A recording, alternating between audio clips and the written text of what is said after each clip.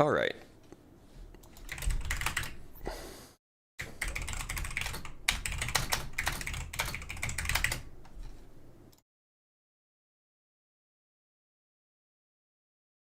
All right, we should be live.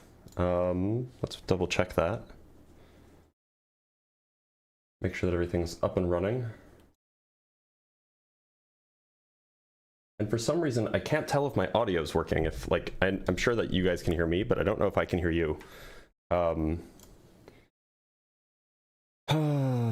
What's a good way that I can check? I guess I could just go to the YouTube replay.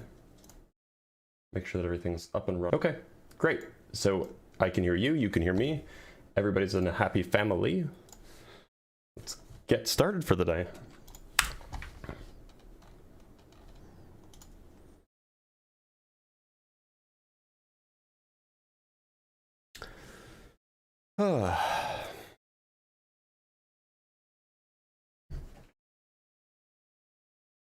Hope everybody's having a good, I guess today's Thursday.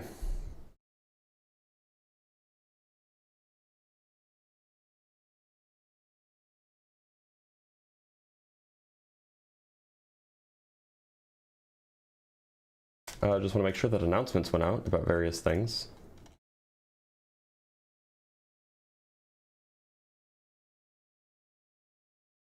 Indeed it did. Make sure that everything's pulled up in the usual way. Is there a pre-order for GTA 6? Like, really? Oh, that's crazy. Wait a minute, you can actually pre-order GTA 6 now? That's why, like, I'm not going to. I never played any of the GTA games, but like, I'm online enough that X before GTA 6 is like ingrained in my mind. That's crazy that we can actually, that GTA 6 is actually going to come out at some point. I assumed it was kind of like Star Citizen in that it would never actually come out.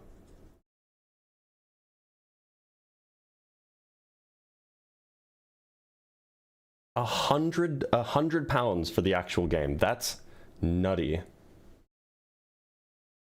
That's a scam. Honestly, like legit a scam. Well, I don't know if it's a scam, but like it feels like a scam. Like I remember back in the day when AAA games were $50. I don't know what we're doing here. I wish I wouldn't have discovered this rabbit hole. This will not go well. A ripoff, yeah, ripoff's a better word.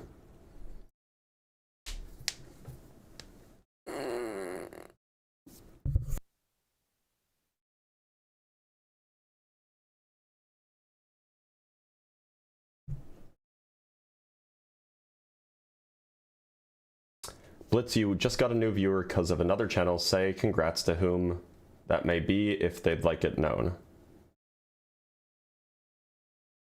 Thank you. I'm glad that I have a new viewer. Science? Okay, what is a woman? Well, why don't we just go ask the sociologists, the neuropsychologists, the sociologists, the neurobiologists, and the psychologists whether they think sex and gender are the same thing. We'll ask the scientists. How about we do that? And then you're gonna shut up because, of course you will, because you don't actually care about science. You just care about gender norms and, you know, culture wars.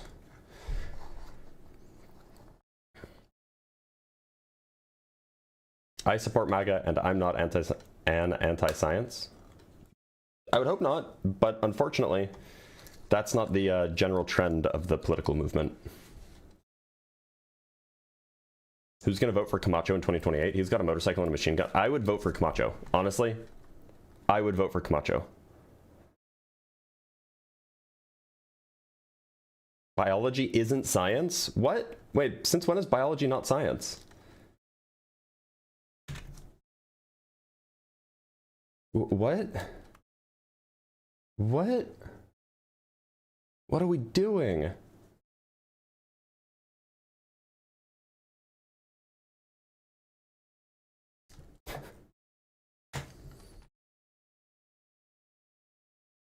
How often is science wrong?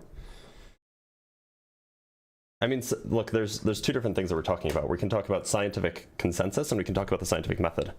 And so, well, that's a conversation for another time. We have a guest, so let's bring our first guest up.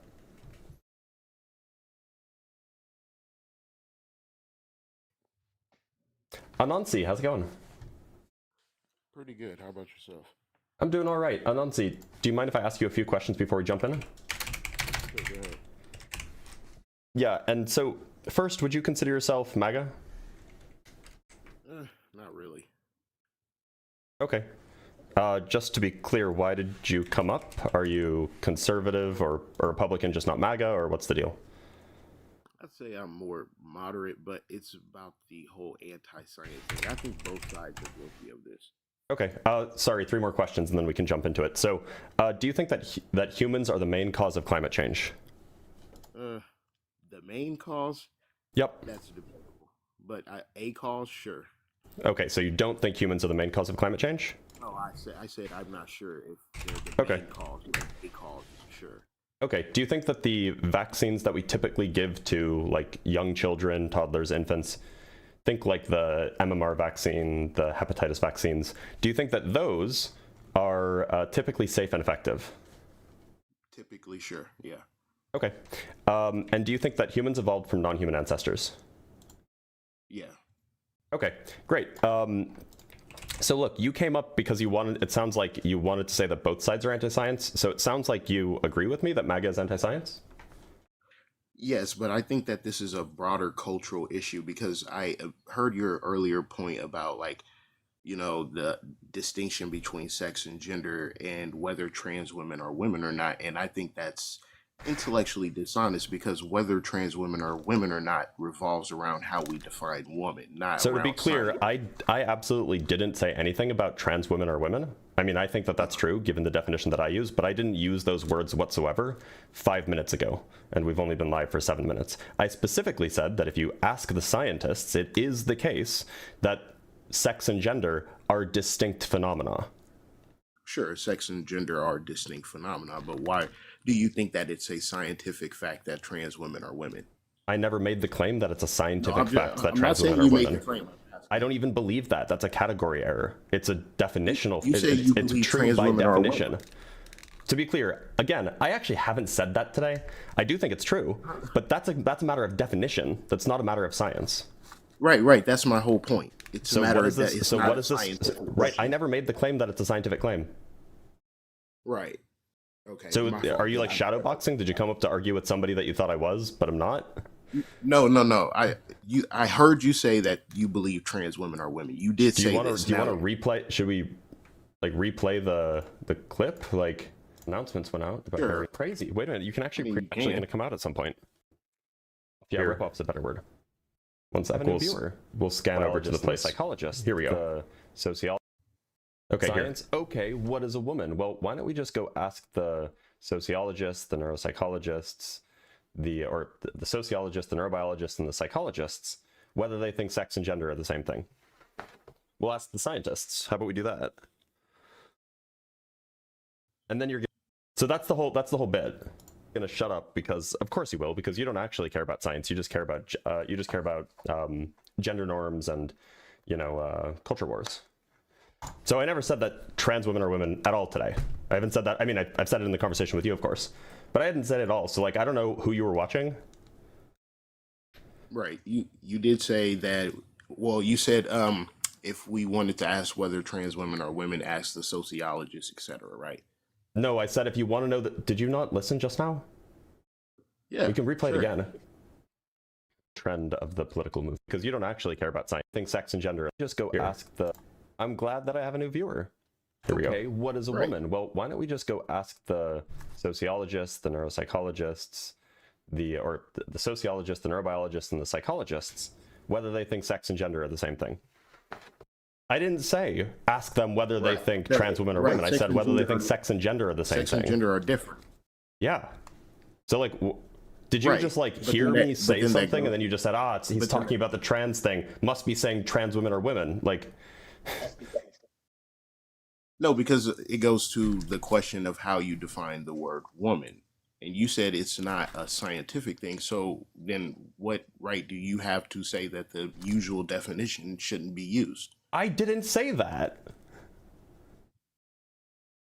Who Bro, are you talking do you to? believe that trans women? Hold on. Let's just clarify. What Do you is believe happening? trans women are women? Of course, yeah. Bro, can we? Okay, so you believe trans women are women. Now Yeah, we both because agree the sex definition and that I gender are use, different. the definition Hold that on, I use for hold woman on. is going to be different from the definition that you might use. Right, and that goes to the question: why are we using different definitions? People we use can't definitions effectively in different communicate. ways, in different contexts, for different reasons. Sure, but what's the justification here? You don't need a justification for using a specific definition. That's not how language works. Huh? Well, we can't effectively communicate with one another if we don't agree on how to define words. Do That's you why agree when you're with that? having a conversation where precision is important, you can define your terms. Like in the We already conversation, have- if it's not clear, we you are- can define your terms. You can say, by X, I mean A, B, C, Y, Z, W, right? Like you can, Right, you can there's say, already a look, the term. definition that I'm using to when I say this word is that, whereas I understand the definition that you use when you say that word is that. Like that's a totally normal thing to do. People use words in different ways all the time. Right. So if we say we already have a way to define the distinction, a trans woman versus a woman. Why not just use the trans woman all the time? What's the point The of question dropping is the trans? the question is the definition of a woman, not the definition of a trans woman. Right. A trans woman is well understood to mean a specific kind of woman, at least at least using the definition that I use. The What is question your- is this is just a question about like semantic norms, and it's not a question of science, so it's not even really relevant to the topic. Well, it is because because how we define it is important. Like you, just because It's you have an unrelated alternative to science definition. whatsoever. Hold on. Let me finish. Just because you have a definition does not a different definition does not mean I'm obligated to accept it. I Most of never society said that you uses are. one definition. I never Hold said that you on, are let me obligated to finish. accept it. Where Bro, are you're these straw mans confused coming because from? you won't let me finish. I'm You're not confused. You're because just you straw won't let manning me me. You're like finish. shadow boxing. No, You're just like you are punching at the air. confused. You are confused. Right. Okay, When keep we straw manning my view. Go ahead. Bro, just let me finish. Just let me finish my point. When we in conversation use the word woman, people typically mean the definition adult human female. You are arbitrarily redefining the word and saying, well, you have to accept my definition. No, we don't. I That's the didn't point. say you have to accept my definition. Who are you arguing against? Well, then how do we effectively communicate if we don't agree on the definitions of words? We can define what we mean if somebody's confused. But I reject your definition. Okay. Well, look, It then doesn't you're, make then you're sense. just Most being a people bad do. communicator. The point is that if I No, use you a are word, being a bad communicator. then Most Anansi, people use Anansi, the you word didn't want in me a to cut you certain off. way. Anansi, you didn't want me to Right, cut and you you off. did anyway. So You're right, I did. But so are you just going to be a hypocrite now? So look, if I use the word I'm going to woman- be a hypocrite. Don't cry. Anansi, Don't cry. You're Anansi, being a hypocrite. if I use the word woman and then you're like, wait a minute, I'm confused. It sounded like you used the word woman, but I didn't understand how that's related to what we were talking about. I could be like, oh, my bad. When I say the word woman, I mean XYZ ABC. And then you'd be like, oh, okay, that's what you mean when you say it. So I'll keep that in mind in our conversation. That's all that has Why to would happen. people do that? That's how language works. If somebody No, it's you can not. hardly hear me. Okay. Language trends towards simplifcation. Wait, hold That's on how one it sec. works. We don't You can hear me. we don't Oh, but I can turn arbitrarily it down. increase complexity in language. Nobody's look, you're being a prescriptivist, That and you this has are absolutely arbitrarily nothing to do with increasing science. complexity. So do you want to It actually does talk have about the everything topic to or do with not? science because you're trying to reject the scientific definition. Wait, there's no such thing as a scientific definition. Well, the standard definition that has a scientific underpinning. Wait, what are you talking about? Definitions don't have scientific Adult underpinnings. human female. Do you not definitions believe, are just adult definitions human are just female, do you not norms. believe that there are biological parts Wait, to do that you definition? understand that definitions are like linguistic, not scientific, right? Are you sure about that? Yeah. So how do we define scientific terms? They have definitions just like every other term. Right. So all language is constructed. So Yeah, that's not, you of just course made it a is. trivial point that is irrelevant. Yeah, so where's the science in a definition?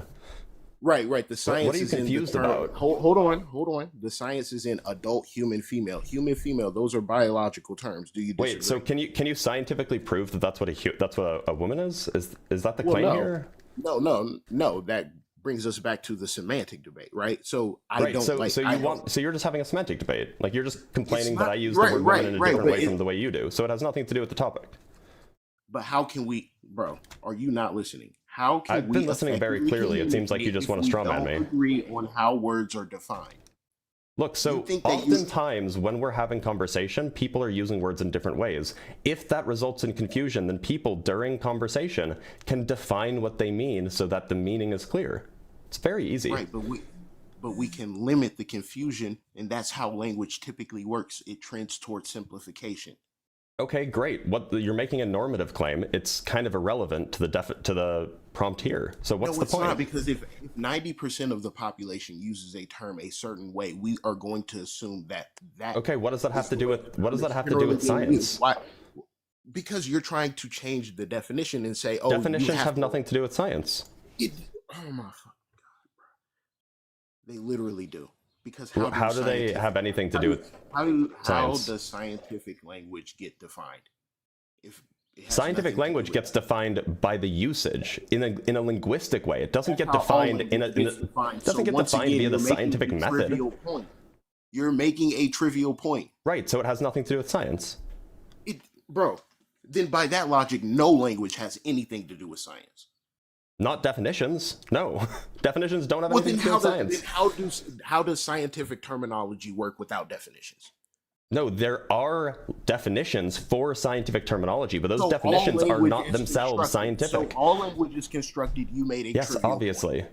Obviously. So So there's then no you're just point in making confused. such a base observation. All language is constructed. Moving on, right? Right, and it's not scientifically constructed. It's linguistically Yes, constructed or none of it semantically is constructed. scientifically constructed. Okay, Even then when we I'm talk glad about we're in agreement. biology, This is we say the terminology is you're upset. biologically constructed, right? So you're just making you're just upset because of the semantics here. You're not upset about anything scientific.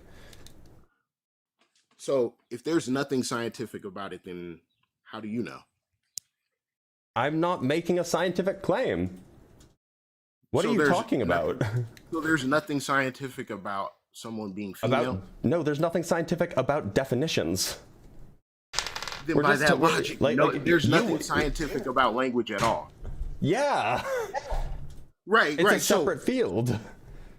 Right. So how do we convey Linguistics, even how do we convey scientific ideas? with words. The definitions of the language. words are not. Yeah, of course. Right, through language, The correct. language is not And all language is defined constructed. scientifically. So once again, it's you are making defined a trivial semantically, point. linguistically.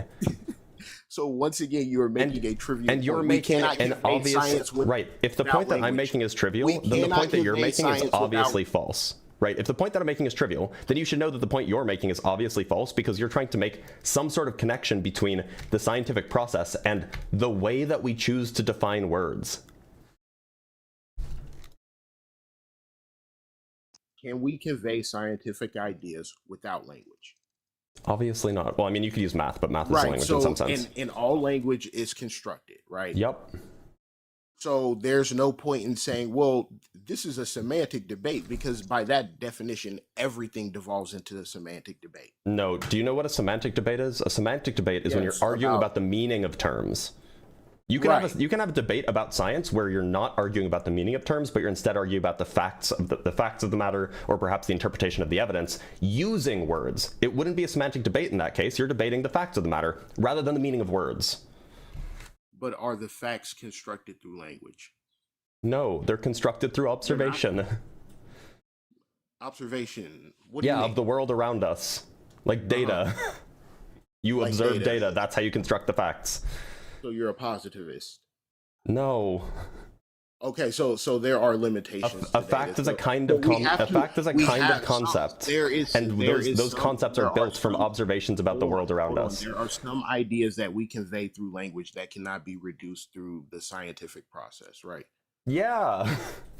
Right. So if we're saying that trans women are women, what justifies that belief? It's just a definition. I'm just using a different definition than you, my guy.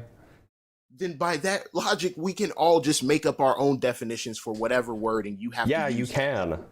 That's right, allowed. and that destabilizes communication, doesn't it? It doesn't destabilize anything as long as you define your terms.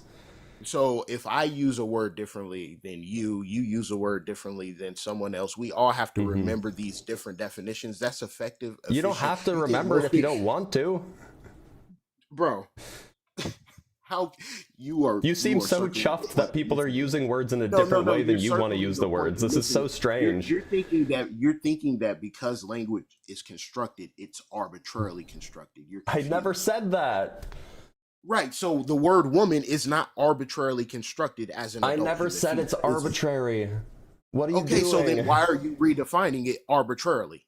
It's not arbitrary. The definition that's your being redefinition is arbitrary. Okay, how is it arbitrary?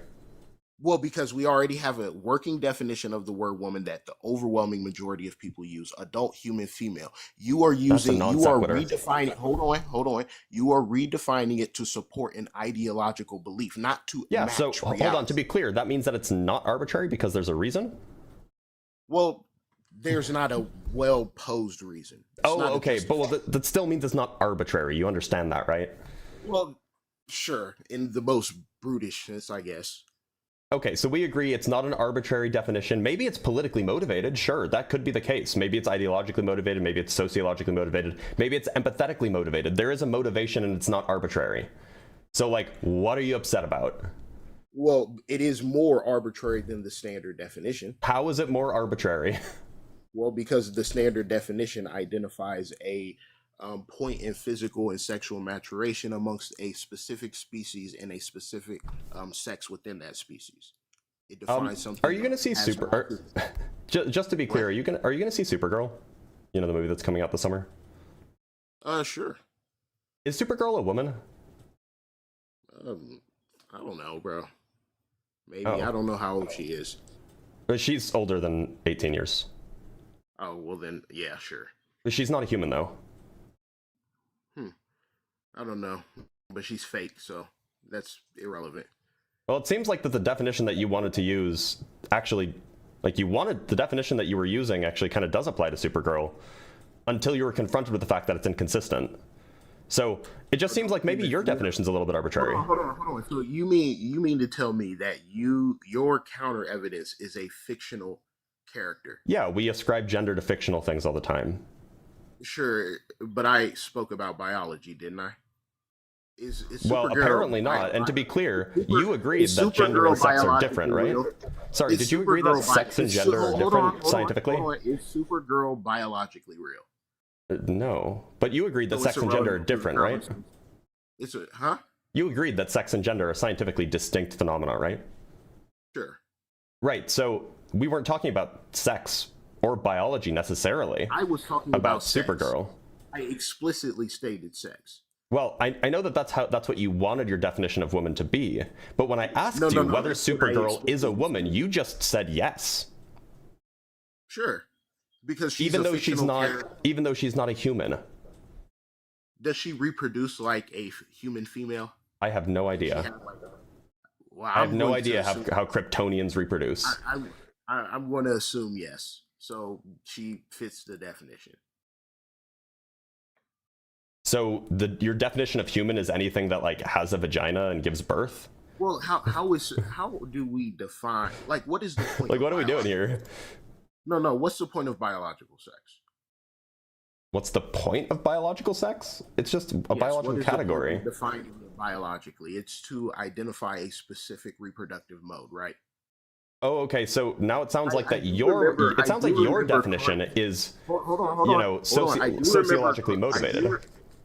No, I do remember that Clark Kent had a child. So that means that humans and Kryptonians can reproduce through these reproductive pathways, the same ones. Okay. Right? I don't know if that's true. I don't really pay attention to like the comics. Supergirl. So we can assume the same is true for Supergirl, right? Yeah. Okay. So it sounds like your definition is ideologically motivated or sociologically motivated to describe fulfilling a certain kind of role in the reproductive process rather than some sort of biology. How is that sociologically motivated rather than biological? Right, because you're referring to a sociological role in the reproductive process rather than biological process. Well, no, I mean you don't know anything about the biological process of Supergirl. Right, I'm inferring her biological processes from what we know about another Kryptonian who did reproduce. Well, to be clear, you didn't. The Kryptonian that you're referring to is not the same kind of Kryptonian as Supergirl. Oh, I didn't know that. I'm not really familiar with. Well, yeah. So like, one's a boy and one's a girl, my guy. Well, obviously, but if Clark Kent can reproduce, maybe Clark Kent has a penis, and then Supergirl has like 4 vaginas. Hold on. If Clark Kent can reproduce with a human female, is it a reasonable inference to make that he could reproduce with a Kryptonian female? In fact, actually, we know this biologically that there. Hold on, we actually know this biologically. I'm going to give you an example. We know this biologically that there are species where they can reproduce if you go from one species male and the other species female, but they can't reproduce if you swap those. Sure. So, like, no, that's not reasonable to infer that. Well, it is reasonable because there are the reverse is often true as well. So it's reasonable to assume either one. About an alien, is what you're telling me. Right. So you admit that your point is ridiculous. You're bringing up a fictional alien character to refute a biological point. I mean, we assign gender to fictional things all the time. Right, so now you're collapsing the distinction between sex and gender. No, you're collapsing the distinction. Hold on. You're collapsing the distinction despite us agreeing that sex and gender are different things. No. I made a point about biological sex. You keep going to gender. Right, because you agreed that sex and gender are different things, and woman refers to gender, not sex. At least not explicitly. So if a woman refers to a gender, right? Yep. And you define a transgender person as someone who has a gender identity incongruent with their gender identity? No. A transgender person is a transgender person. Hold on. I mean, do you want me to define it for you, or are you just confused? You just want to stay confused? I want to clarify. How can someone be a trans woman if a woman is a gender identity and being trans is having an incongruence with your gender identity? That doesn't make sense.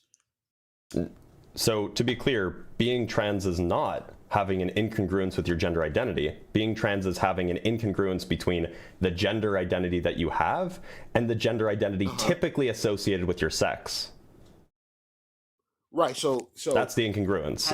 You're just confused. Having a gender identity that is incongruent with your sex assigned at birth. So no, it's with your gender identity is incongruent with the gender typically associated with your sex. No, it is your gender. Well, sure, we can accept that. Right now, which sex is the word woman associated to? Sex. So women are typically female. Not always, but typically. Right. It's definitional. A woman is an adult human female. The contradiction is encoded in the definition, in both definitions. What are you like? Okay, a woman is defined as an adult here because that sentence didn't make any sense. Hold on. A woman is defined as an adult human female. A transgender person that is a definition that you can use. Right. Okay, let's go to the transgender definition. Someone with a gender identity that is incongruent with the gendered identity that is typically associated to their sex. You agree with that definition? Yep. Right. So, how do you know the word woman is incongruent with their gender identity? How do you know the word woman? What does that sentence even mean? A word isn't incongruent with anything. Well, what are you talking about? Define transgender for us one more time. I already have. I've done it for you twice now. So we're clear. By the way, to be clear, is there a scientific contention that you have here, or do you just hate trans women? Yes, because you're avoiding the scientific point right now. What's the scientific point? Sorry, can you repeat that to me? If a transgender person is defined as someone who has a gender identity incongruent with the gender identity typically associated to their sex, that means that the gender identity has a component to sex or has a sexual component.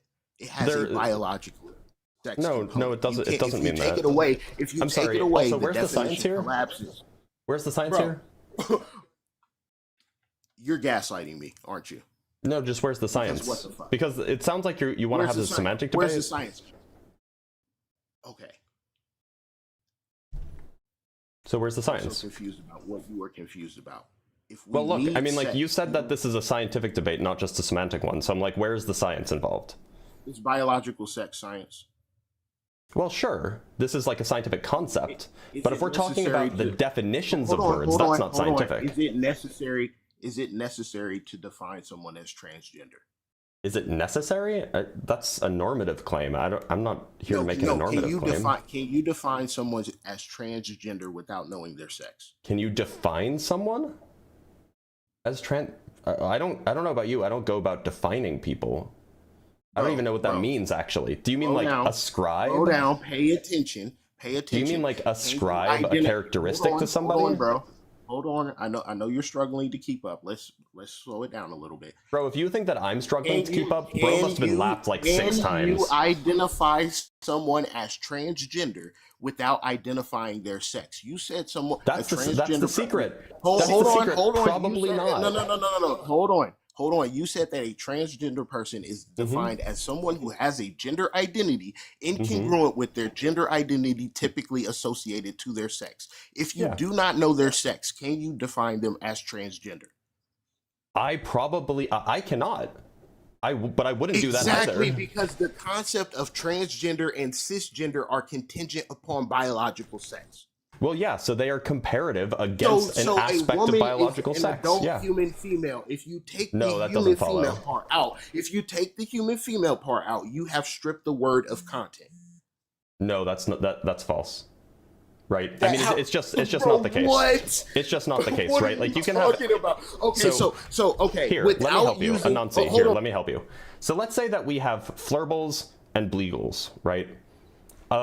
So typically, if someone is a bleagle, so you have a flurgle is a category and a bleagle is a category, okay?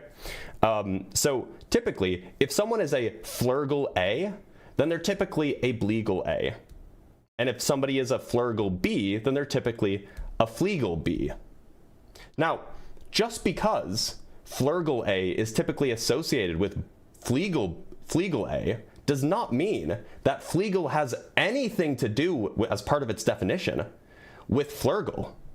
These two things can be completely unrelated and just be correlated with one another. Do you understand that? Sure. So now tell me how you can identify someone as cisgender or transgender without knowing their sex. I don't do that. Well, you can't do it. You literally cannot do it. It is. Can you identify somebody as? Wait a minute. Hold on. How do you identify somebody's sex without knowing their sex? What do you mean? How do you identify somebody's sex? Like, what do you do? Well, there's multiple ways. It's a polythetic categorization, a cluster concept, right? But we look at their reproductive organs, like whether so you're just gonna. So wait a minute. The only way that you can do this, so you're not just going to go assign somebody's sex by looking at them, will you? We are identifying sex through physiology. Right. Okay. So you can identify. So you can identify if somebody is trans by looking at their physiology and comparing it with their identity. Right. So looking at their sex.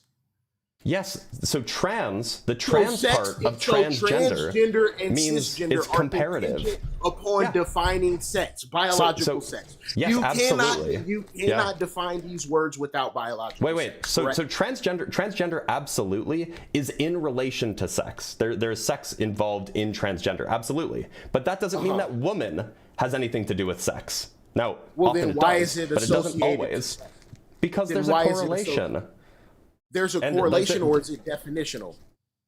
Look, okay, so it is true that there's a correlation. That's a scientific fact. Or is it definitional? Those are two different So it things. is true that there is a correlation. That's a scientific fact. The definition is semantic and normative, and that is a linguistic statement. And you can have different definitions for different people. Like, that's a thing that you can do. So you seem like really confused about like how language works. Maybe you're a prescriptivist. I'm not. Let me ask you a question. Do you believe that there's analytic utility in defining an adult human female? I have no idea what you mean by analytic utility. Analyzing our material reality. Do you think that there's utility in defining an adult human female versus an adult human male? making a distinction between these two categories. So wait a minute. So no, clear, bro. Are they unique categories? I'm yes answering your question. So adult is a fairly useful if socially constructed category. I'm sure we agree on that, right? Sure. Human is a fairly useful category. Again, has some extent of social category or social construction, but it's pretty rigorous. And then male and female, again, pretty useful, especially in like medical conditions and things like this. It's pretty useful, medical conditions, reproduction, and so on. So yes, all three of those categories are useful, and if you combine them, then you get a more restrictive category, which can be useful. I agree. That doesn't mean that means that another word has to have that as a definition. Right. So when we are talking about these categories, do you know what the process of lexicalization is? No, but it sounds like a non-scientific thing. It sounds like a linguistic thing. Right. It is a linguistic thing. It's okay, how I'm glad we agree that this is not a scientific thing. Let me finish. Sure. It's how all of our language works, right? We take these cluster concepts or these multi-adjective concepts like adult, human, female, and we reduce them into singular words. For adult, human, female, that is a valid individual concept. Look, you can have assigned. I'm not telling you. Hold on. Let me finish, bro. Let me finish. We assigned a word to that. Hold on. Right. So we have assigned a word to that category. That is woman. Do you think that the distinction in and of itself is fair, and that simplifying simplifying the concept to a single word for efficiency is also fair? Look, sure, if you want to use that definition, I'm not going to yell at you. You can do whatever you want linguistically. I'm a descriptivist, not a prescriptivist. But the problem is defining transgender requires defining a woman this way. If you take human female out of the word woman, if you take human female out, we've been over what the definition is. We've already talked about what the definition of transgender is. You can no longer reliably define a transgender person. You have to identify biological sex. Yeah, as part of the definition of transgender, not as part of the definition of woman. Okay, so if I told you I met a woman today and I asked you, are they cisgender or transgender? Can you tell me which they are? No, of course not. No, because you're missing necessary information. What information do you need to be clear, I don't think it's necessary. What information do you need to make this definition? I'm sorry, Anansi, if I said I met a woman today, can you tell me if they're tall or short? No. Yeah, because you're missing necessary information. Right, but I can. Yeah, like trans is just another adjective. It's a kind. It's a kind of woman. At least given the definition that I use. Sure it is. No, it is a false equivalence. Or sure it's not.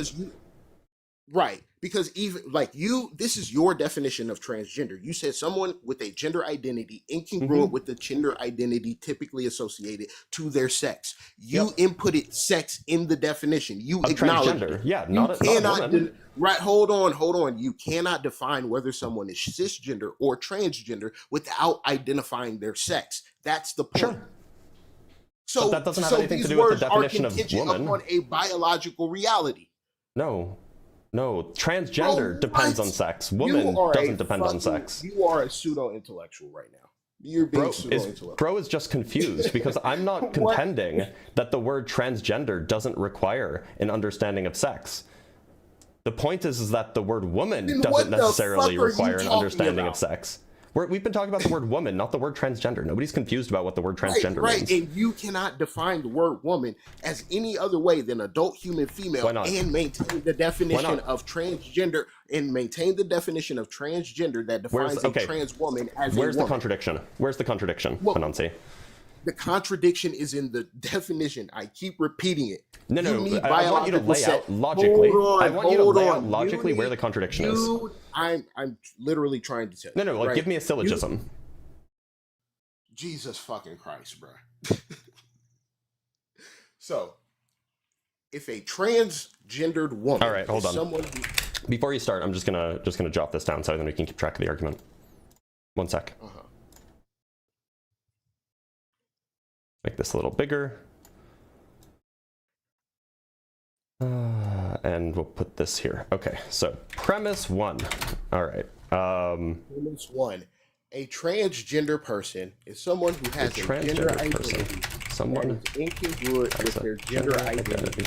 that is incongruent with the gender identity associated with their, we can just say with their sex, yeah? Yeah, sure. Okay, what's P2? Premise 2. All right, premise 2. A woman is an adult human being. Okay. Premise 3? Because we associate the word adult human or the concept adult human female to the word woman. Associate the concept adult human female with the word woman. Continue. Right. And we identify a trans woman as having a gender identity incongruent with the gender identity associated with their sex. That implies the gender identity. That implies P4, right? That someone who is wait, hold on. Woman. So I'm sorry. What was P3? Is P3 because P3 isn't even a sentence? What do you mean it's not a sentence? Because we associate the concept adult human female with the word woman, and we identify a trans woman as having a gender identity incongruent with their gender identity associated with their sex. Oh, that's not a sentence. I thought I finished that thought, but no. That means what's the premise? Right, adult. That means that that the word woman is associated to a biological concept of female. Okay, what's P4? P4 or the conclusion if you have a conclusion. Right, you cannot identify a transgender person without identifying their biological sex. Their biological sex is associated with a gender identity. Is that P5? Bro. What? Like I'm just like you're like try to give a rigorous argument here. Don't just ramble. I'm not rambling. I'm literally telling you. So was that next sentence P5 or is it a continuation of P4? What's going on? Well, okay, fine. For your sake, it's P5. Okay, Jesus so P5 Christ. Is you can if someone. I forgot where I was even fucking at. Jesus Christ.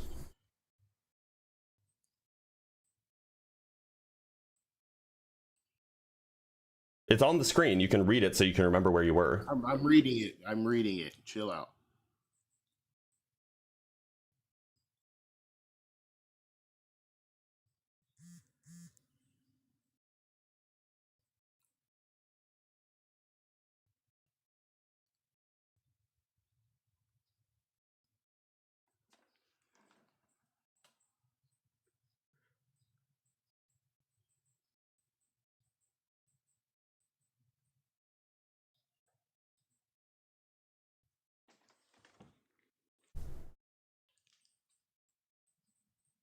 No,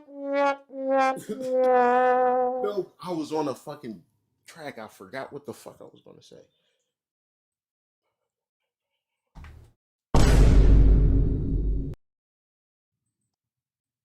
Oh yeah, the word woman is implicitly associated to their biological sex. You can't separate them. My achy just popped off. Okay. Is this the argument? Was that a conclusion or was that just another premise? Or Sure. Go ahead. What's your problem with it? Well, I'm sure you have something. This isn't a syllogism. There's no conclusion. There is a conclusion. What's the conclusion? That you cannot define a transgender person without knowing their biological sex. So P4 is your conclusion? Oh my god, no. Just tell me exactly what the fuck you were thinking. So your conclusion, or so just to be clear, it sounds like your like the formalization of your argument is P1 A, P2 B, P3 A and B, P4 C, P5 D, P6, or conclusion C. Is that the formalization of your argument? Where is your problem with the logic? There's no logic. This isn't even a valid argument. Why not? There's no inference rule that it follows. What do you mean? Do you know what an inference rule is? Sure. Okay, so what's the inference rule that this argument follows? that if you have two categories, a transgender person, you define the transgender person as someone with a gender identity incongruent with their gender identity associated. Sorry, is this supposed to be an inference rule? Hold on. You want the inference rule, right? Yeah, So, an inference rule is something like and then modus we go ponens, to- modus and when- tollens, Oh my fucking god. hypothetical syllogism. Like those are inference rules. Mm-hmm. So what inference rule does this argument follow? So anyways, if you cannot identify, if someone's gender identity... Okay, so you can't tell me what an inference hold rule is. Hold on. If someone's gender identity is associated to their sex, and the word woman is defined as adult human female, i.e. that's the association, then you cannot define a transgender person without knowing their sex, and their sex is directly connected to their gender identity. So was that answering my question about what the inference rule is? What was your question about the inference rule?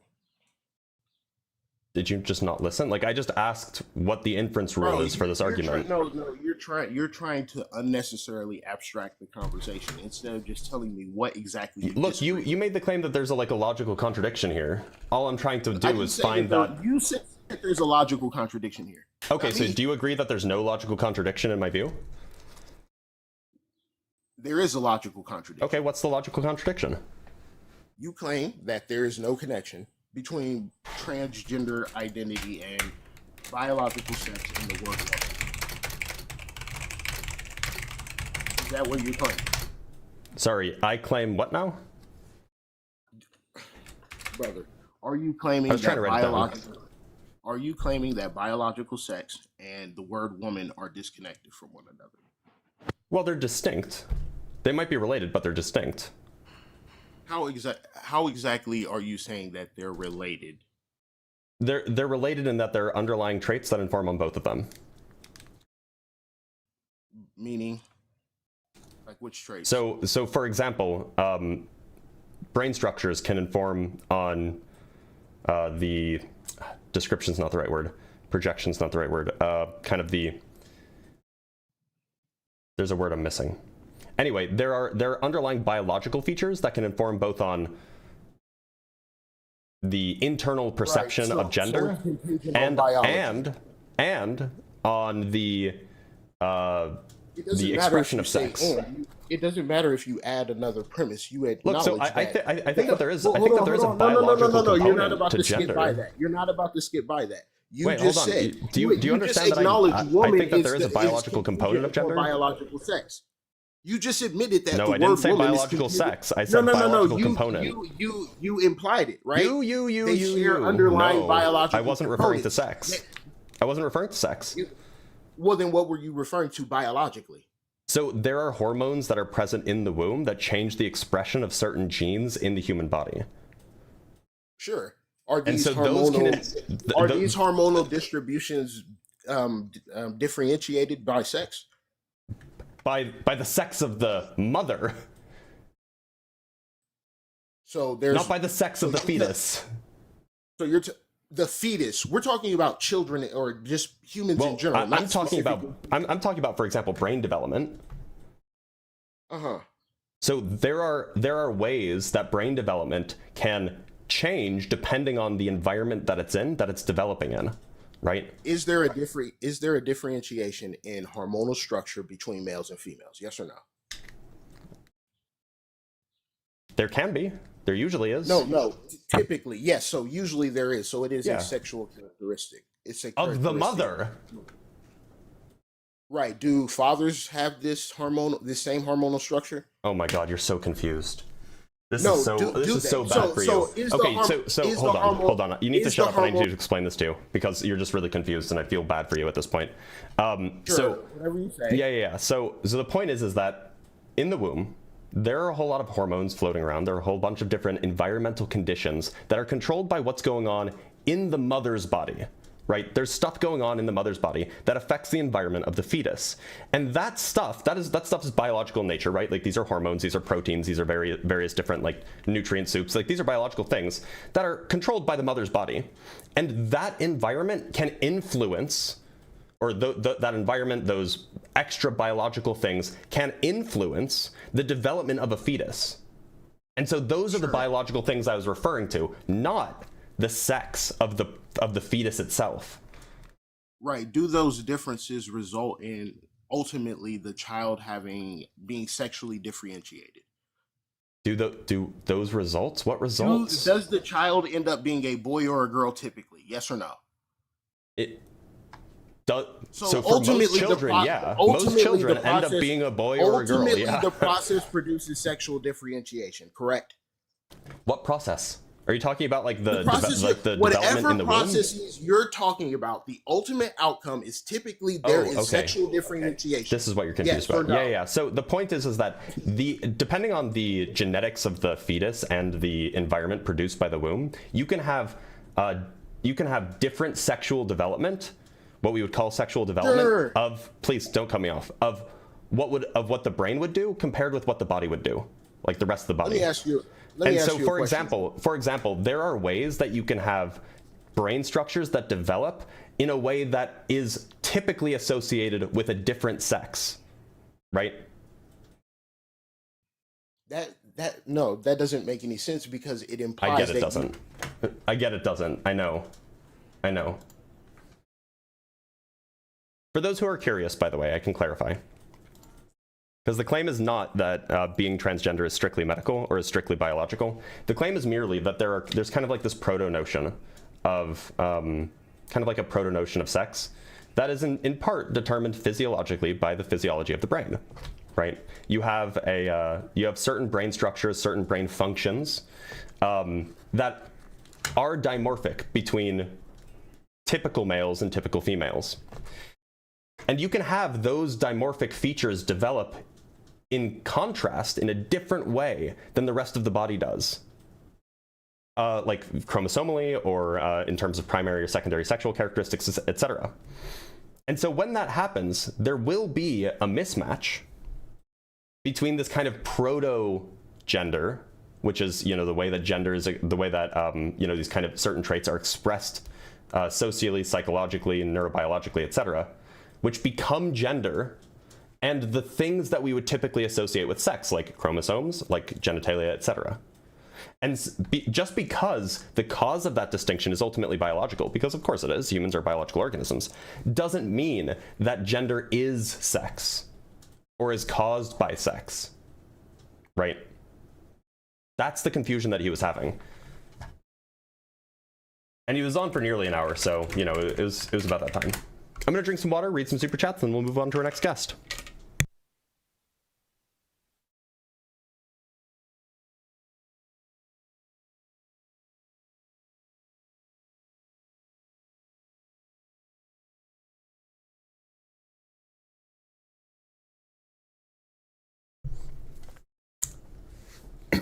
All right, let's read some super chats. From Mr. Pacha with the $20, it is shocking how much of the MAGA debate is just 3 trans rights debates in a trench coat. It's so true, right? Like, he didn't even want to talk about science at all. From Solar Lion with the 7 Canuck bucks, I don't agree with everything Dr. Blitz says, but his talent for debate is entertaining, and I specifically enjoy his physics streams. Respect. Well, I appreciate that, Solar Lion. It's very kind of you.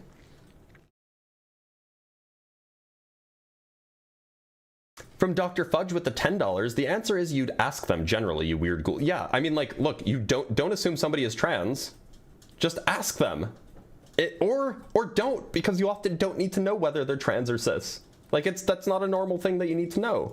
From Dr. Fudge again with the $5, sex isn't even a clean binary anyway. This argument is behind the times. Yeah, it's very behind the times.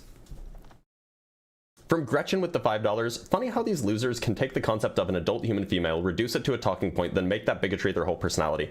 I know, right? And he called himself a moderate? From Grimmy with the $5, sometimes I'm convinced I'm an idiot. But then I listen to some of your guests and I'm glad I'm not that lost. Yeah, I mean, like, look, this is not an easy, like, these concepts are not hard. I was just making a non-prescriptivist, merely a descriptivist claim, but he couldn't even provide an argument for how a descriptivist claim about a definition could somehow be false.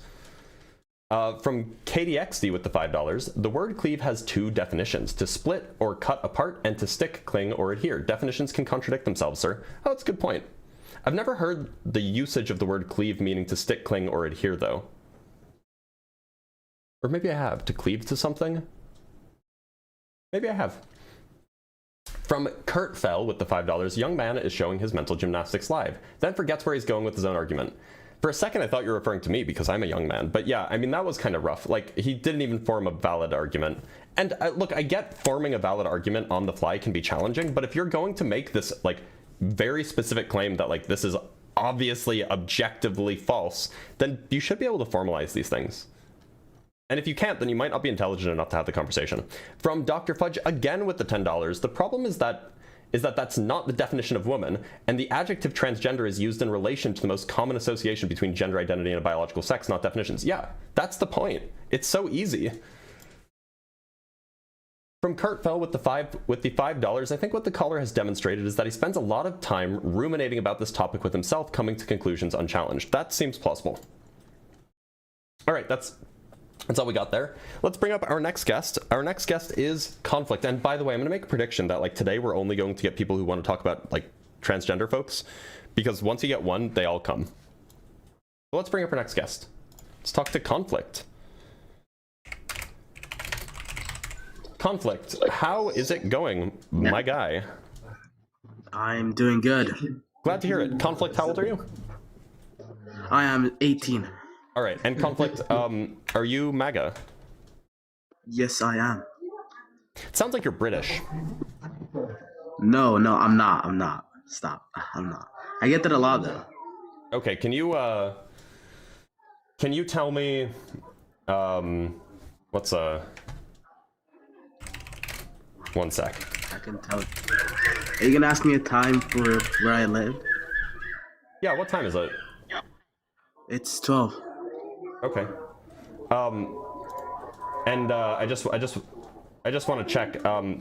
What is the name of the thing that you put around your waist when you're at, like, a theme park and you want to, like, carry some cash but you don't want to put it in your pockets? They're called purses? No, it's like a thing that, like, you wear around you, kind of like a belt. Oh, the neo-libertarian phalanges belt. Get out of here, Conflict. Neo-libertarian. He's British. British people won't call it a fanny pack. It's the secret. It's how you get them. Because they think fanny means something else. Yeah, no, they won't. I think they'll call it, like, a bum bag or something. Yeah.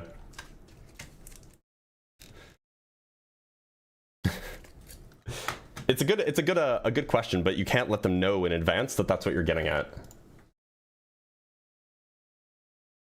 It's a good secret question, if you will.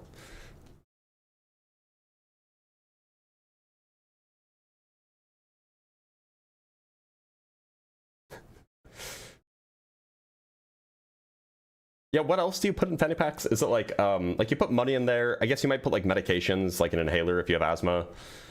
They're not, like, big enough to have, like, food and water bottles in them, but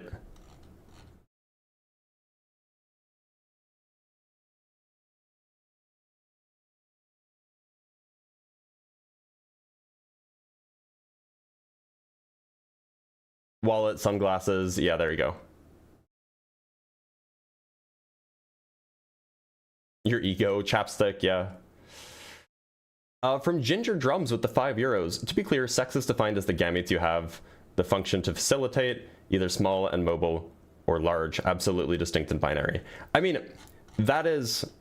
So I've heard from biologists, and look, I'm not a biologist, but I've heard from biologists that there are several different notions of sex that are used that are not interchangeable.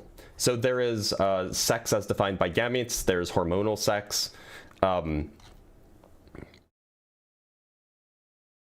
you have ways that you can sex a brain by looking at various dimorphic features of different humans. So, like, I understand what you're saying, that that in the animal kingdom we typically just use sex to refer to gametes, but in humans we also use it to refer to, like, you can talk about hormonal sex because that can be different from the gametes that you have, etc. All right, let's talk to Tick Clock Time. Tick Clock Time, What's how's up, it going? Blitz? I'm doing all right. Tick Clock Time, are you MAGA? I am MAGA. I'm a fighter of Donald Trump, by the way. You're a We fighter are the of... Abrahamic revelations. You're a fighter of Donald Trump? Yeah, You're because we you're are the fighting- Abrahamic wait, you're fighting replacements. Donald Trump? No, I am his. How can I say that? I fight for Donald Trump. Oh, you I fight for Donald his. Trump. Tick clock time. What time Yes, is sir. it? Now it's time. It's 2026. But 2027. I'm sorry. This will be the last. I'm sorry. What this, time this is it? will be. I said 2027. 2026. I think there might be but too big. 2026. I think there might be too big of a language barrier for that conversation.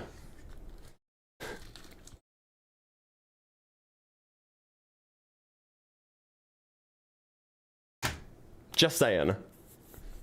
All right, let's talk to Ali, King of Pharaohs.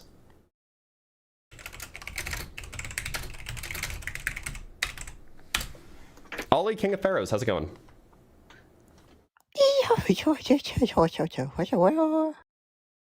What a weird thing to do. Oh, tick clock time, you can't come up. I'm sorry. No, he wasn't hard to understand, I agree, but it doesn't seem like he's fluent enough in English. Like, he didn't have a thick accent, it's just that his grasp of the English language wasn't there, because he thought I was asking him what year it was. There's nowhere in the world where it is 2020, where it is 2027 right now. Like, there's nowhere in the world where it's that time. Let's talk to Dre Quan Priest.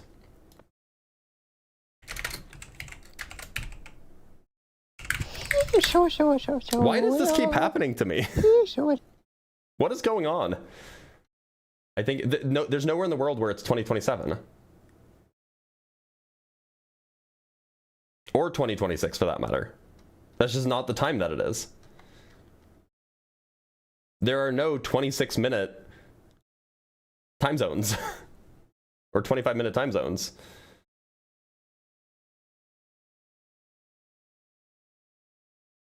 Is that a Nazi profile picture? It might be. Yeah, it could be a Nazi profile picture too.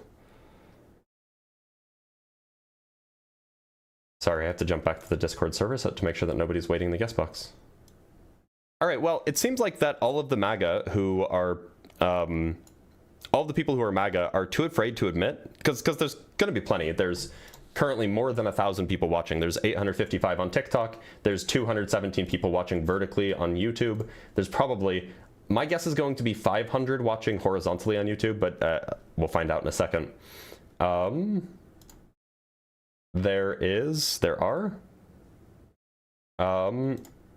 There are 500 people watching horizontally on YouTube, so we currently have like 1,500 people watching, which means that of course some of them are going to be MAGA. They're just too afraid to admit that they're anti-science, I guess. All right, let's talk to Michael Slawinski. Why? And John Stone, I'm sorry, you're not allowed up anymore. I only talked to racists once. About racists anyway. What is happening? How does this person have so many accounts? How does this person have so many accounts? I don't understand it. Yeah, bro scored a hat trick. It's so that's so like that's crazy. Bro scored. He got me. I don't even understand how he's doing it at this point. All right, let's talk to Camel Case. That's a good name. Honestly, at this point, I'm just impressed.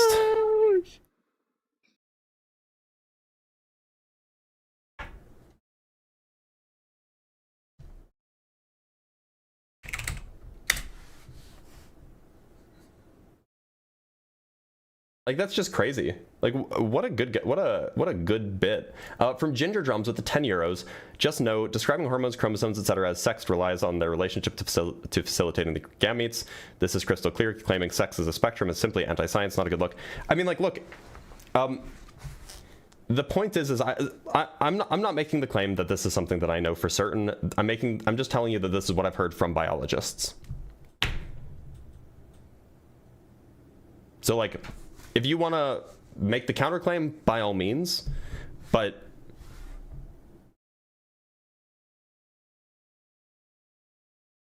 I don't know what to tell you. Yeah, so actually, John Stone, who was in the guest box just now, I have him, he was, I posted a video with him on April 12th. And the video got over 20,000 views, which is pretty good. All right, let's talk to Ohio Electronics. Watch this be the same person.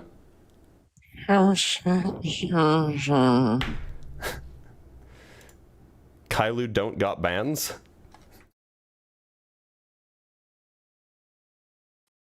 Kailu don't got bands. How's it going?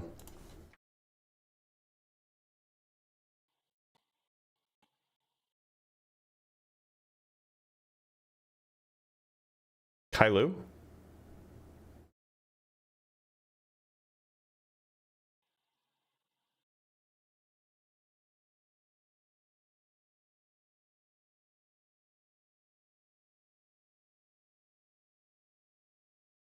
All right, let's talk to Stacy Welther. I guess we've defeated MAGA. We've proven that MAGA is anti-science. Stacy Welther, how's it going? I love you, Dr. Blitz. Am I getting like the Parker treatment? Is that what's happening right now? Is this what Parker goes through?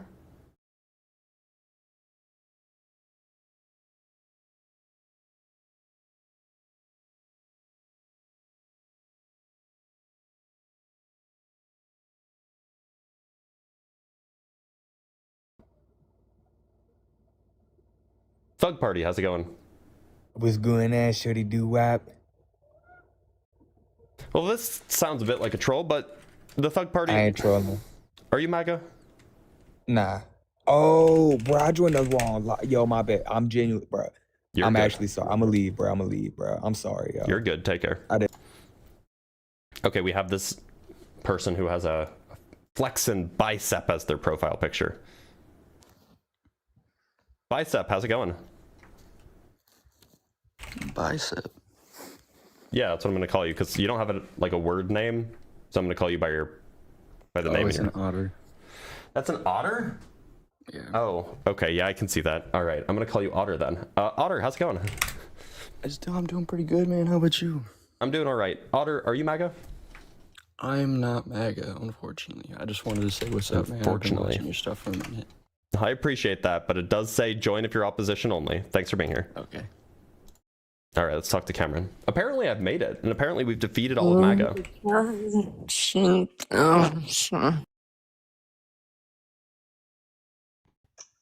From Henry McFadden, how's it going?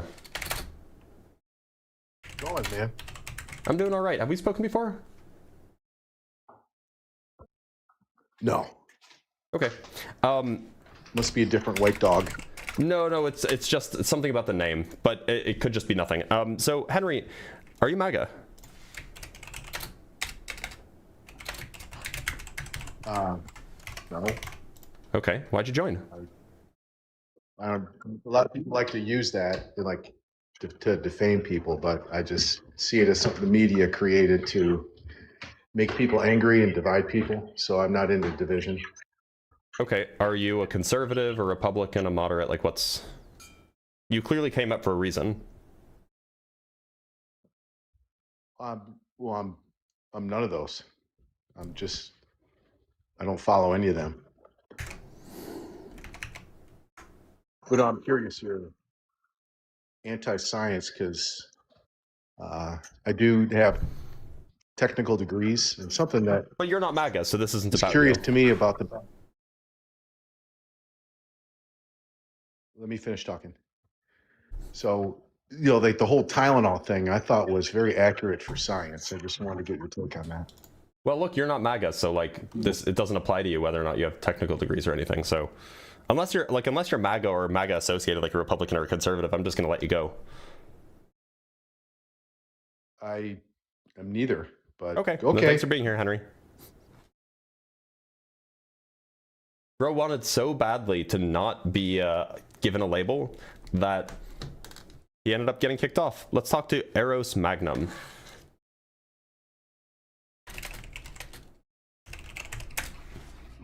Eros Magnum, how's it going? How's it going?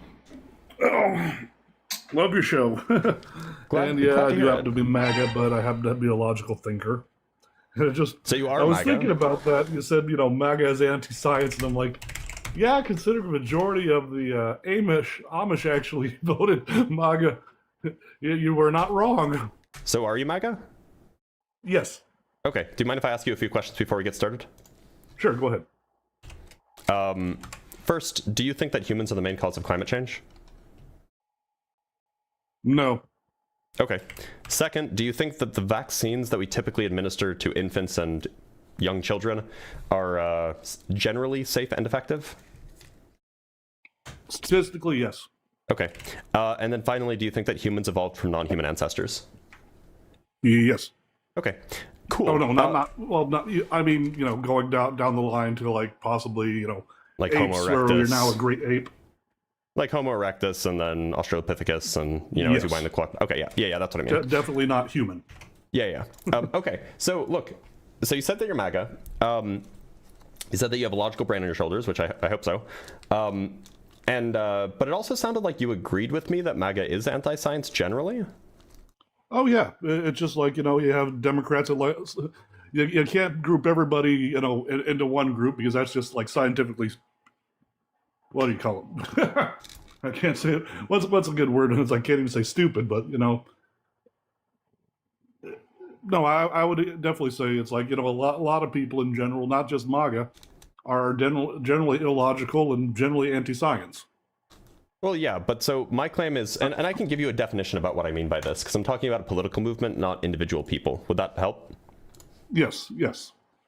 That makes more sense now that you put there. It's like you're not stabbing at the people. You got like the subset of MAGA that, you know, you call them the Bible thumping freaking lunatics. Let me clarify. So I would say that a science or a political movement is anti-science if it does two things systematically. One, if it rejects or delegitimizes scientific consensus that's politically inconvenient, and two, it undermines the institutions and perhaps the procedures that produce that politically inconvenient scientific knowledge. So that's what I mean when I say that a political movement is anti-science. I'm not referring to like just the beliefs of like every single member of that political movement. I'm referring to the the behavior of the political movement at large. Okay. On the same token, I like the saying "Make America Great Again." Now, as far as like the movement behind it and all that, not so much. I'm not so on the board with that. But you see where I mean. Well, so when you say that you're MAGA, meaning of the word. So when you say that you're MAGA, you don't mean that you associate with the political movement that Trump is the leader of? He's going to have his time. Let him do his job, but you know, it doesn't seem like it answered my question. Am I going to fight for him? No. Am I going to get pissed off when people shoot at him? Yes. So, would you? Okay. There are a certain set of political ideologies that Trump and his cadre of, cabinet members and, the very Trump-aligned Congress people push for. Are those the kinds of policies that you want to see, or no? Like which? The Big Beautiful Bill.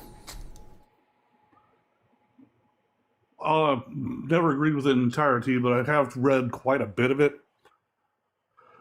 Okay. Do you like that wing of the Republican Party's view on, budgets? Well, here's the thing. I was actually a Democrat for a long time until I started actually learning about the history of democracy and the Democratic Party. That seems like it's not answering my question. But contrary to that is where I went to actually toward Republicans. But same time, you can't, you have sides of both parties I don't like and sides of the parties I do like. Well, we're trying. It's like I asked a very straightforward question. Do you like what they're doing with budgets? That has yet to be seen. That's it's like they haven't been. The 2026. Look. So Donald Trump's administration proposed a budget for 2027, and he proposed a very similar budget for 2026. Do you think that those were good budget proposals? And they got shot down, didn't they? Or the 2026 terrorists that are being part of the 2026 budget made it through, part of it didn't. I'm asking what you thought about the budget proposals that came directly from the administration. You mean the parts that worked or the parts that didn't, or all in general? In general, I just want to get your views on the budget proposals. Any movement forward is positive, I believe. You seem like a good guy, but you also seem like you're doing your best to avoid answering any question directly.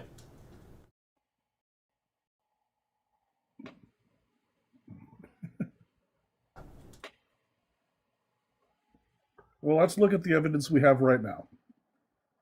Is the United States doing better than it was last year? And is that because of what Trump is doing or what he is not? Better in what respect? Yeah, I kind of need empirical evidence or even evidence to the contrary too, to kind of logically figure something out. So scientifically, it's doing worse. Right. But then again, you say, when was it doing better? Scientifically, under Biden, it was doing much better. How so?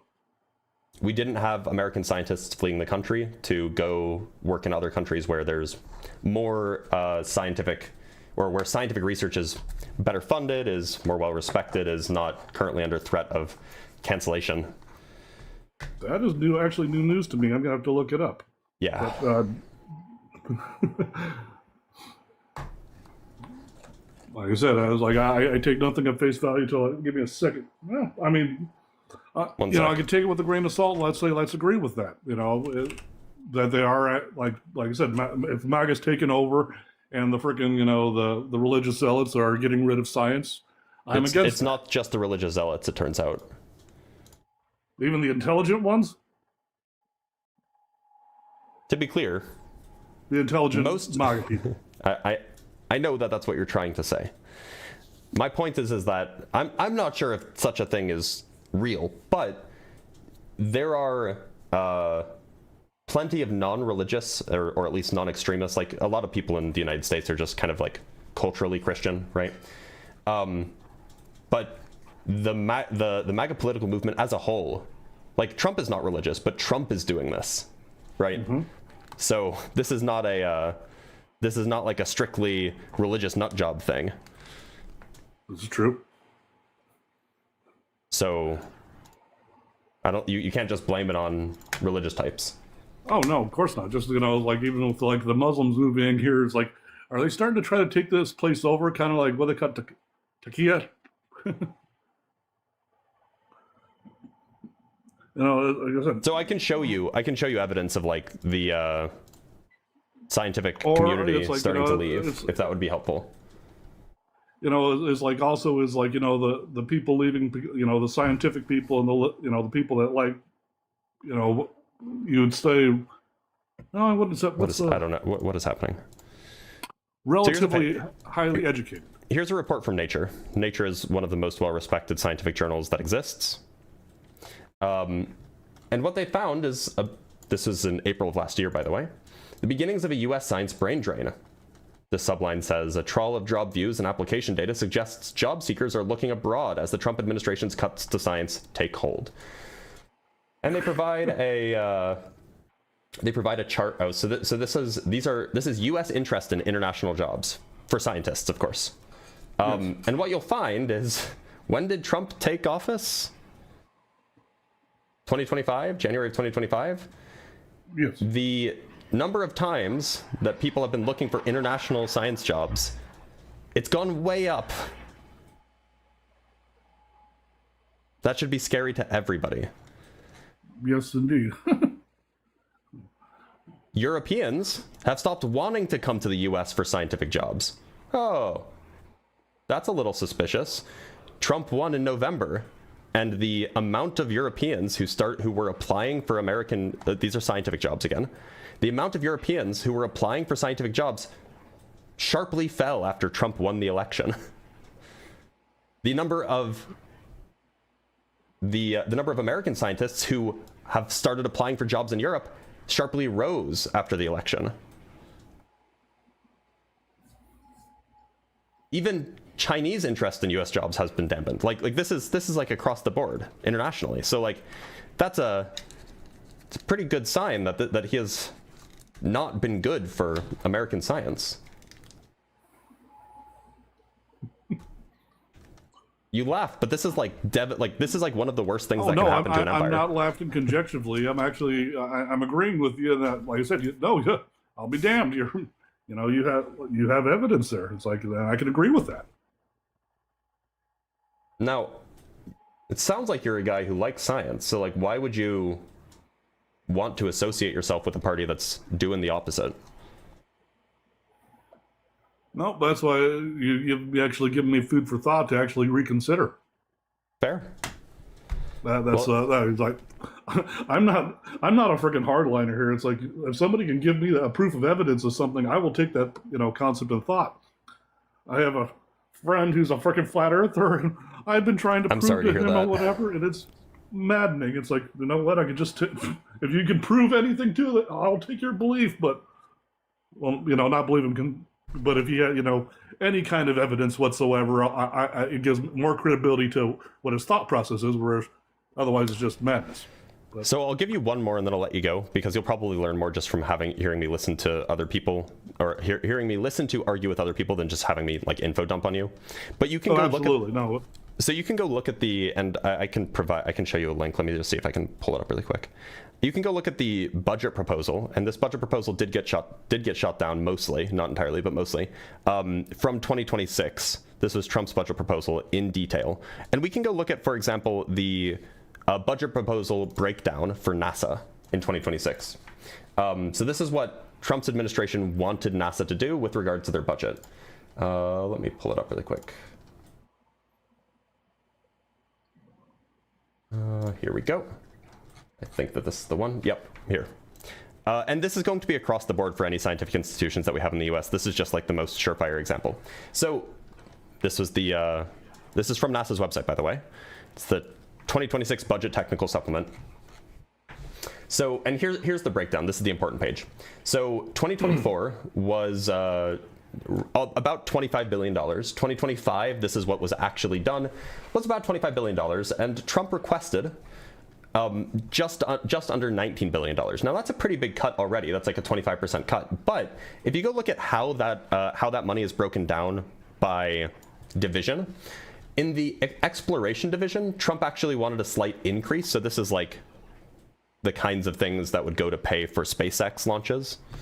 But if you go look at space operations, it's not down that much. But if you go look at science, the science divisions of NASA, which is, one of the things that NASA is famous for. Yeah. It was basically consistent between 2024 and 2025, and then Trump's proposal cuts it in half. And you can look at a further breakdown of how that science budget is being cut in half: Earth science being cut in half, planetary science being cut by 1/3, astrophysics being cut by 2/3, heliophysics being cut in half, biological and physical sciences being cut by almost 3/4. So you can that's just like look cutting the leg off of the freaking research.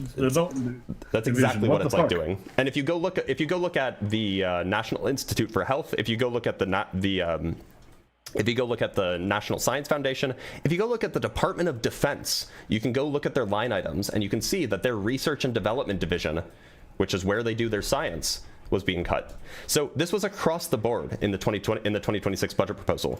And the 2027 budget proposal is basically identical. With the numbers are basically the same, they're just updated. And so this seems like a general trend that the Trump administration is trying to dismantle our ability to do science in this country. So I'll leave you with that. If you want to pull up where that resource was, by the way. I can look it up, yeah. I was going to say, one thing is, like, you were trying to find more MAGA people to come on here and talk, and unfortunately not that many, especially are on TikTok, and like I even said, well, we're on YouTube too. There are a good many MAGA on there. There's, they keep to themselves, and like most of the people I know that are MAGA aren't even tech savvy. That's a fair point. So if you want to pull up this document, by the way, just go to nasa.gov, and you can just search FY 2026 budget request on Google or something. That'll pull it up, fiscal year 2026 budget request, and you'll find it for everybody who's interested. Excellent. So I'm going to let you go, Eris Magnum, but thank you for being here. I do appreciate it. Have a good one. Have a good day. All right, let's bring up our next guest. Actually, let's read some super chats first. From Ragnarok with the 50 Mexican dollars, which, or 50, are they dollars or pesos these days? Yeah, it's Mexican peso. Step 1, make a bunch of alt accounts. Step 2, question marks. Step 3, profit. That's very true. From Ginger Drums, again with the €5, reply disingenuous. Previous super chat claims sex is not binary, as if antiquitaden, and you agreed. I'll happily come on sometime and represent it. Look, I'm not a biologist. I'm just going to believe what biologists tell me. If you're a biologist and you think the opposite, then go fight about it in the biology and come to a consensus. From Auto MDX with the $2, USDA budget cut $4.9 billion. No wonder Texas got worms. Oh, that's a good point. And from L'Oreal Ashley, always good to see you here, L'Oreal. With the $20, science benefits everyone regardless of politics. Thanks for spreading awareness. Yeah, it really does. That's the point, and that's why it's so frustrating. Like, there's political stuff going on, but like, this is just stupid. Let's bring up fun in Texas. Fun in Texas?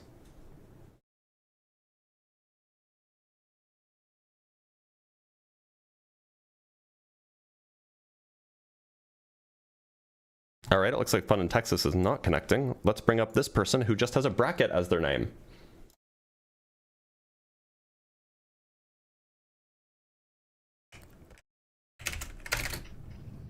Bracket, how's it going?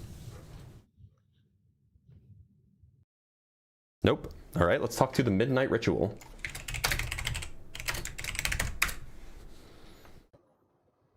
No skin off my back. The Midnight Ritual, how's it going? How you doing? I'm doing all right. The Midnight Ritual, are you MAGA? Define MAGA for me, please. Someone that likes to associate themselves with the Trump administration and the Congress people that support the Trump administration, kind of uncritically. I'm not saying you supported. I'm not saying that you support it uncritically. I'm saying that you support the Congress people that do support the Trump administration uncritically. Like surely we agree that there's like a segment of the Republican Party that's just like, if Trump says it, then we're going to do it, right? In Congress. Are you saying that supporting Trump by nature makes you MAGA, which makes you anti-science? No and no. You can support Trump. Or you can support the Trump administration without being MAGA. It's not very common these days. Most people, like, I think it's like 87% of people who support Trump do consider themselves MAGA. But look, MAGA, it's kind of like a vague, ambiguous political movement in the same way that like progressive is sort of a vague, ambiguous political movement. But it's just associated with a specific set of characteristics. Like, if you're progressive, it's likely you support AOC, for example. It's likely you support Mamdani. It's likely that you were a fan of Bernie Sanders. It's likely that you weren't so happy with Biden, but you would have preferred Biden over Trump. Like, these are like kind of general characteristics that you would expect from somebody who's progressive, in the same way that if somebody is MAGA, you would expect that they support the Trump administration. You'd expect that they support certain policy decisions, etc. Like, I don't know how you're an American and you don't know what MAGA means. So, well, let's not say that. Okay, I need your definition, because you're generalizing. I'm referring to a specific political movement, which is the kind of people that wear this hat. Yeah, I mean, being conservative doesn't make you MAGA. I didn't say that. No, well, let me finish. You're saying MAGA is anti-science. You're creating a definition for MAGA. Now, I've heard various definitions. I've heard supporting President Trump makes you MAGA. I've heard, if you have specific views on immigration, you're MAGA. I mean, the word MAGA and what it's associated with is so generalized in different ways that defining it is nearly impossible. Okay, so do you call yourself MAGA? No, but somebody might, just because I'm simply more conservative. Okay, so you're conservative. That's fine. If you don't self-identify as MAGA, that's fine. You don't have to. I do agree with scientific process and scientific principle. Before we get into the conversation, I do have 3 questions that I want to ask. I ask everybody these questions. It's just for my own edification. Do you think that humans are the main cause of climate change? I think the Earth's climate cycle is been going on for so long. Yeah, we can pull things from the ice and try to make generalizations, but it's too hard to tell. We have many more years to go. Okay. Do you think that the vaccines that we typically administer to children and toddlers and infants, like the MMR vaccine, do you think that those are generally safe and effective? I would say like early vaccines were, but the schedules have changed drastically. So it's hard to tell the purpose of the vaccine going forward. So like polio, for instance, great vaccine, right? You can just say unsure. That's fine. We can talk about these in more detail later. I'm just trying to fill out the table, and then we can talk in detail. Do you think that humans evolved from non-human ancestors? When you say non-human, I heard you say it for the like other person. Australopithecus. Yeah, I believe in evolution, Darwinism. Okay, yes. And you think that applies to humans? For the most part, yes. Yeah. Okay, sure. Okay, cool. Look, so I can be very specific about what I mean by anti-science. I can offer you a definition that's just entirely specific, and we can talk about that, and then we can talk about what it, I'm just referring to basically people who self-identify as MAGA. We can call it Trump's political movement, whatever it might be. But what I mean by anti-science is, what I mean by a political movement being anti-science is if that political movement systematically rejects or delegitimizes politically inconvenient scientific consensus, and if it undermines the institutions and procedures that are used to produce that politically inconvenient scientific knowledge. So that's what I mean when I say something is a political movement is anti-science. I'm not referring to individuals, except perhaps Donald Trump, because he's the head of the party. I'm referring to general trends amongst individuals, so general like population level trends, and I'm referring to policy decisions and policy suggestions made by the party itself or by the movement itself. So do you have any disagreement with the anti-science contention? Not necessarily, no. I think so. It's mostly fair. I think it is science altruistic. I guess I'll start there. I have no idea what that question means. What do you mean? It's like altruistic is a thing that applies to like people. Right, but altruistic can be that you're doing it for just generally the good of the people rather than for, let's say, funding. Now, let's say you have a particular interest in a particular field of science, and to be clear, that's not a dichotomy, right? It's not; those aren't the only two options that you have. Okay, science and to conduct science is based on the funding, correct? Yeah, I mean, if there's no funding, it's a job, so you need money to do the job. Sure, will leave the country because they feel as though their fields are not receiving the funding. So you were talking about like brain drain earlier. No, you're confused. People aren't leaving the country because they feel like they're not being valued. People are leaving the country because their job is scientists. Maybe they're biologists, maybe they're whatever. And if they can't get funding here and they still have to put food on the table, they have to go somewhere that they can get funding so they can feed their families. We're agreeing. Yeah, we're agreeing on that principle. My thing is, though, is that funding is politically charged depending on your field of study, right? Should it be? Like, so if you're a gender studies, right, and you're a scientist who's trying to prove or disprove gender fluidity, for instance. So are we talking like a neurobiologist? Are we talking like a psychologist? Are we talking like a sociologist? Well, multiple fields overlap. I mean, I guess you could be a genealogist, somebody who studies genetics and how the Y chromosome is disappearing at an alarming rate. As far as I'm aware, gender studies is not a science. I said genealogy. No, I know, but you initially started with gender studies. Well, okay, fair enough. So if you're a genealogist and you're studying genetics and you're trying to prove one way or another of fluidity within, a genetic spectrum, or is it nature versus nurture, whatever you're trying to prove, the funding needs to be there, right, for you to pursue that avenue. Yep. Now, at the same time, one can say, well, there's two chromosomes, X, Y, right? And so fundamentally, there's male and female. There's no women being men, men being women, and vice versa, right? But the thing is that if the funding isn't there, they're going to leave. If the funding changes, then they'll come back. But my point being is that it's not that you disagree with science, it's that you disagree with the argument being made for that scientific case, right? And so that might alleviate some of that funding, and you might appropriate it in another way. So you mentioned space. It is absolutely being anti-science. Look, so do we recognize that like there is this phenomenon of like, you might call it transgenderism, or like people being transgender, that's a thing that like actually exists, that there are people who at least believe that they have that they're having a different gender experience than what you might think that they should have. Do we agree that such people exist?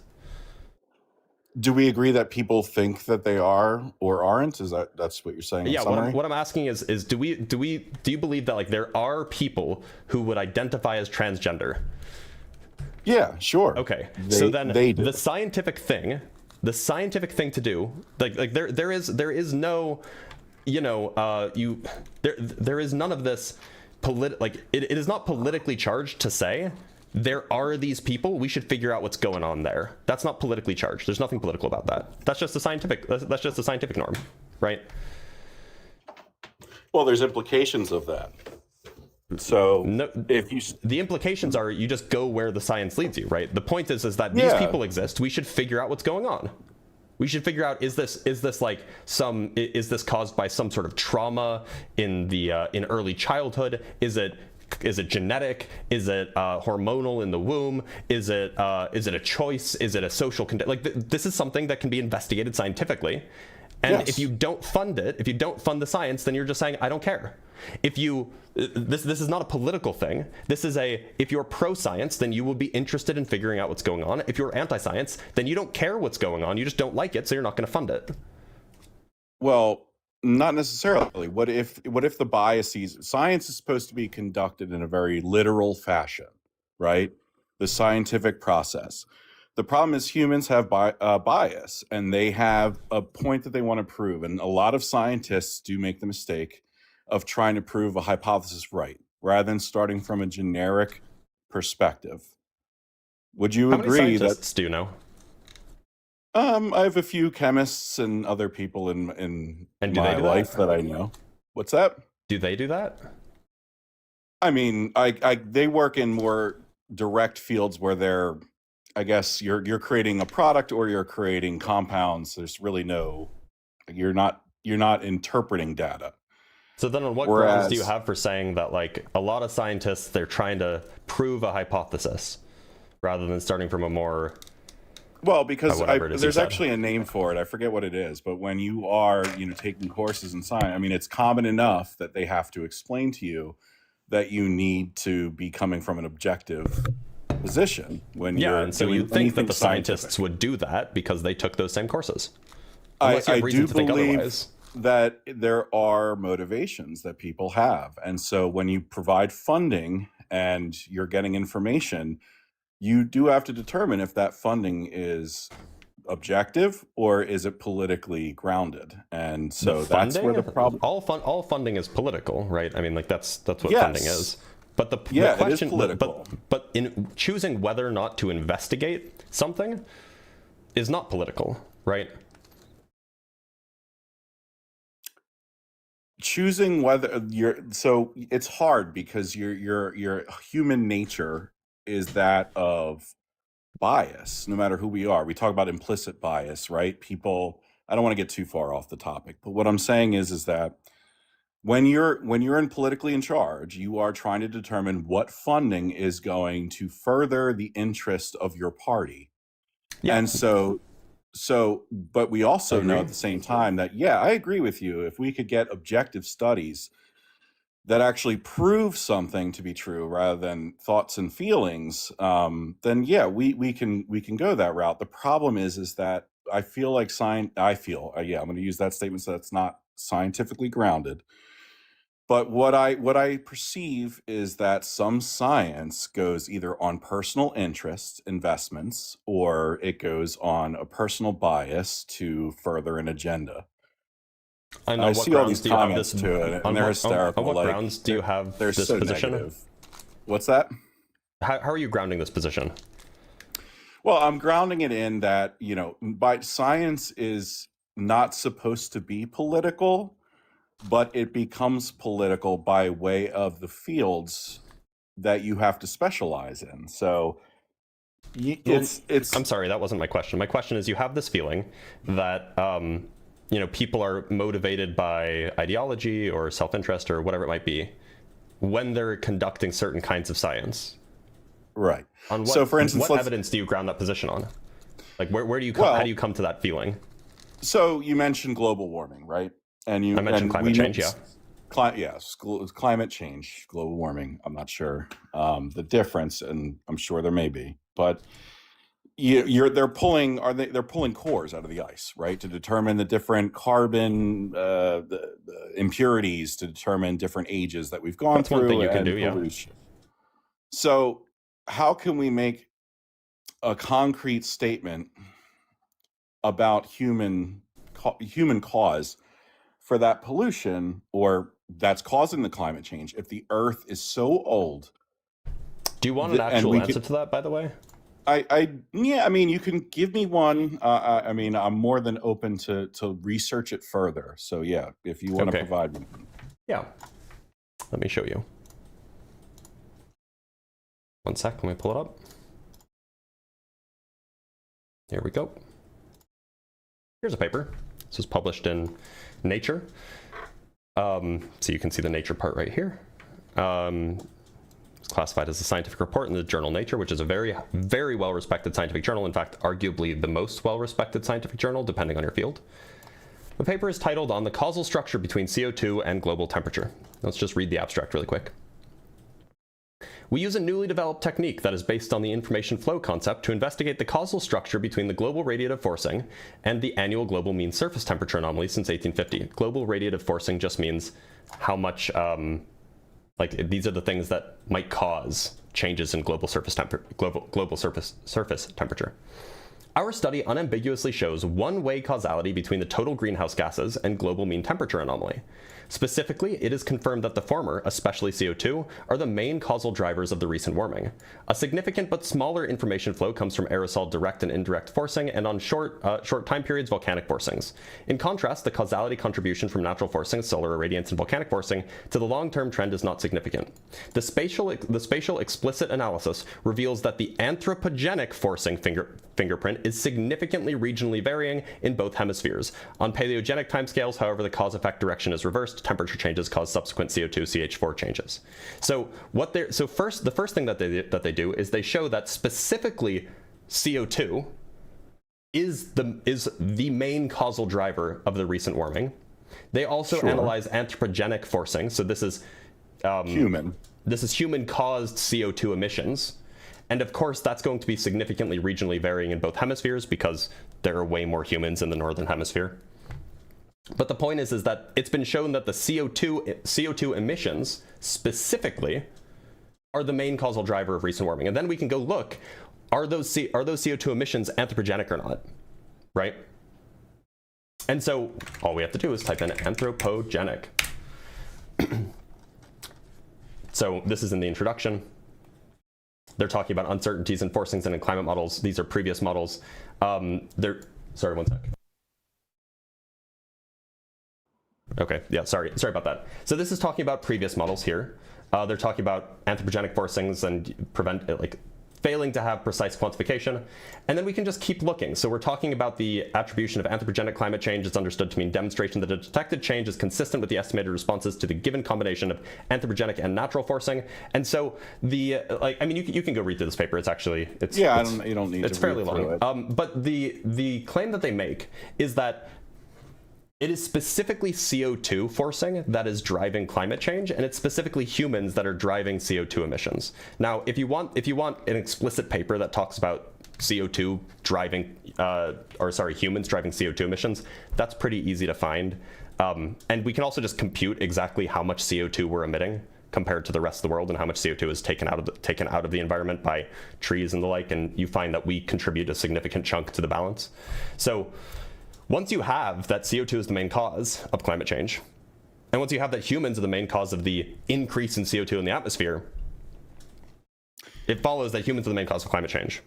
Okay, so let's say that I agree with you. Okay, and then let's move to the other aspect of that. So I'm gonna play your side. Why is it that when a fuel exporter does a scientific study on the emissions rating of fuel burning, what was it, before catalytic converters were nationally applied, there were studies done by scientists paid by a company to basically prove the latter, that we didn't need these catalytic converters, that emissions were not harmful.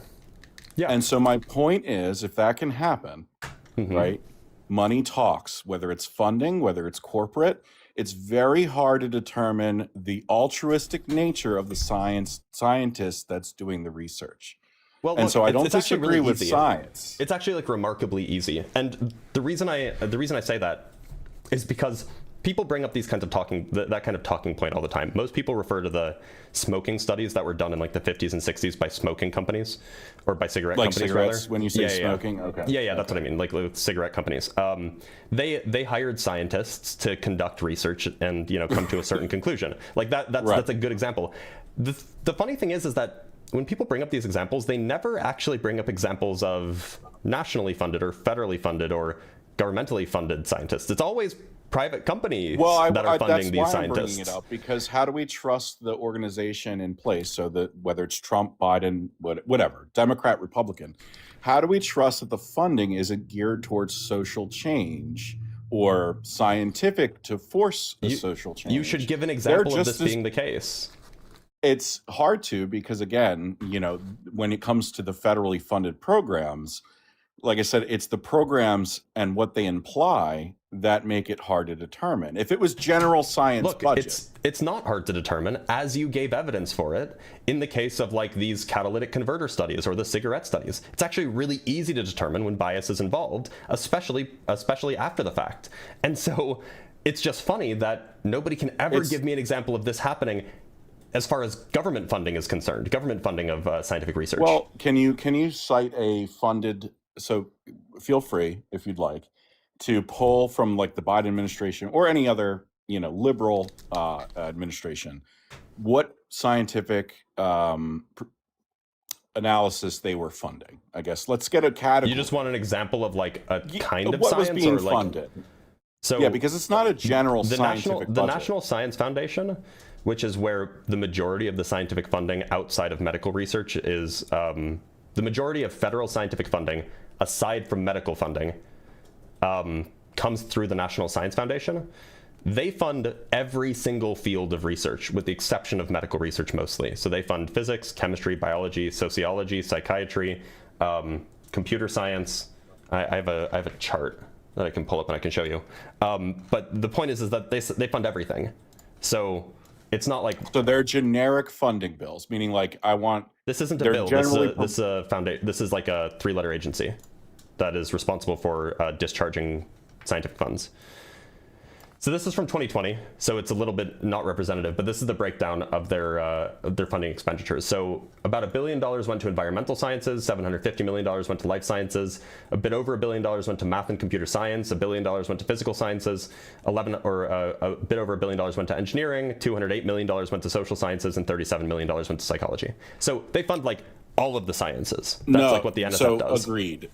Inside of those budgets, those fractionalized sections, sure, is there specific funding that makes up an environmental science funding project? Like, do you want me to just go look at? I'm just curious. I just want an example of like a funded project. Is it generally environmental science, or is it specific to something within environmental science? Because every research project is going to be specific.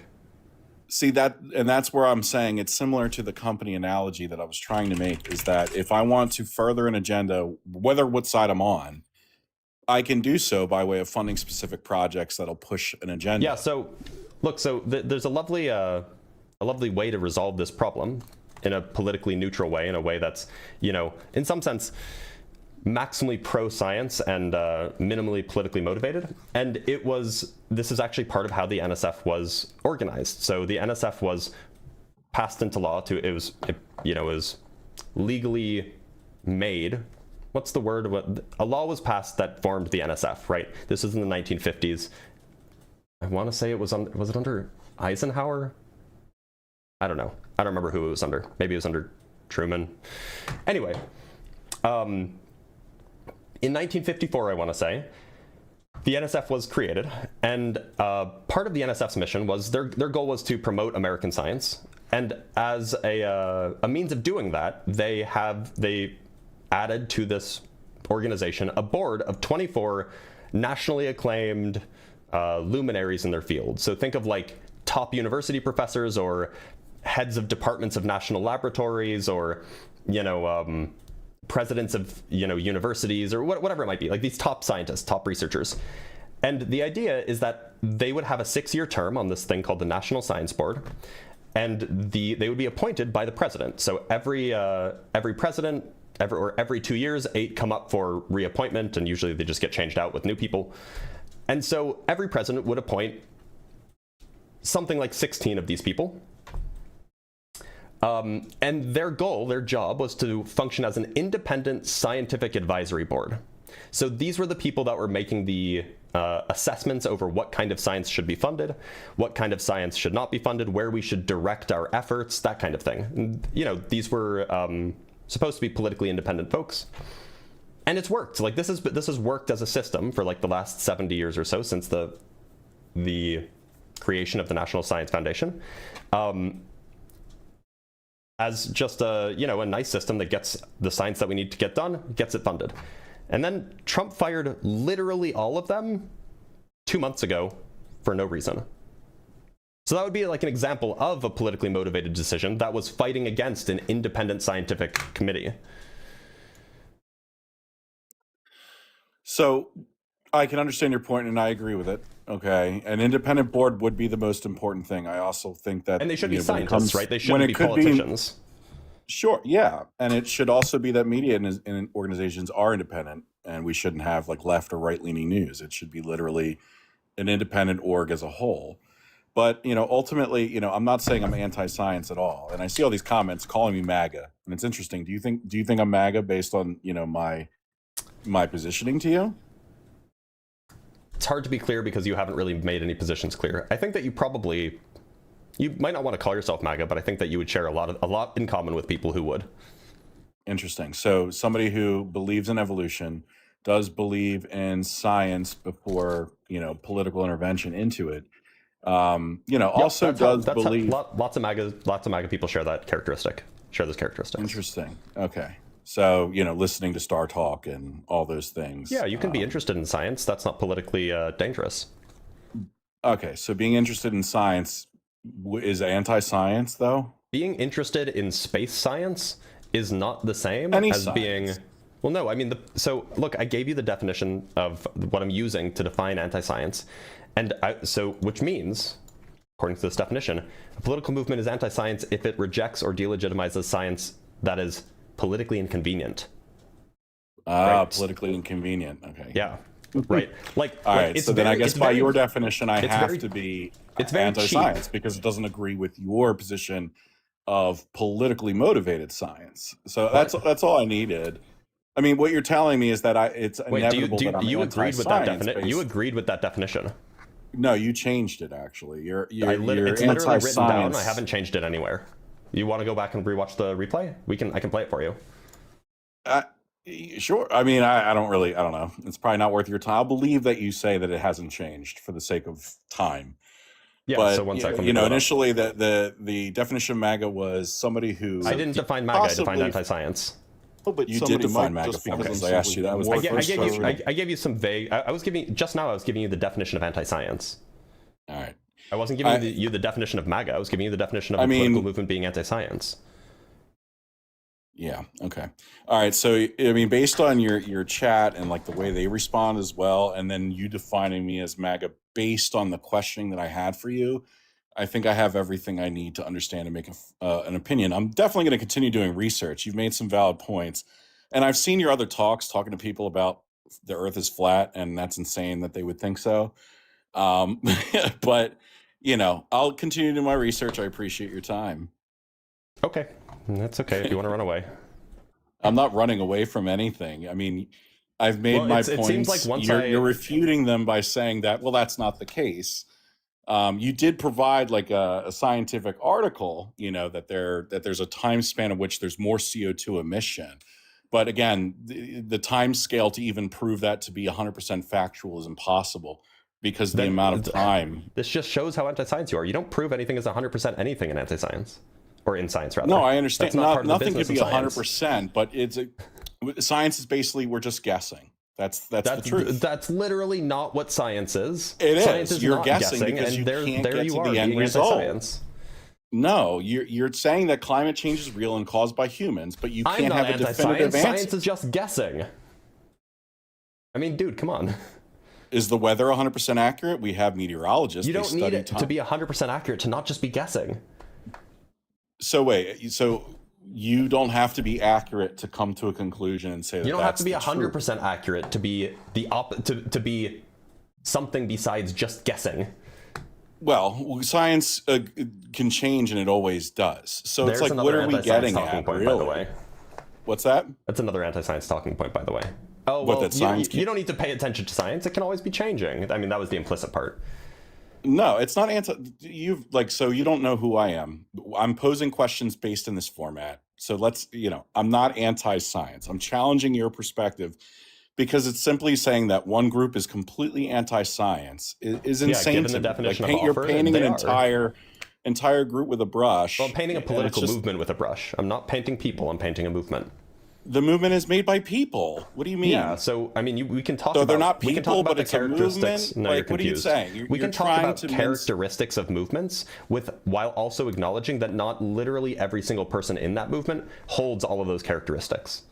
MAGA is anti-science. That is your title. That is a literal paintbrush in writing, and you're saying it's not the people, it's the movement. But the people make up the movement, but it's not the people. Do you think that's redundant? Do you think that if I said that the Democratic Party is pro-choice, would that be correct?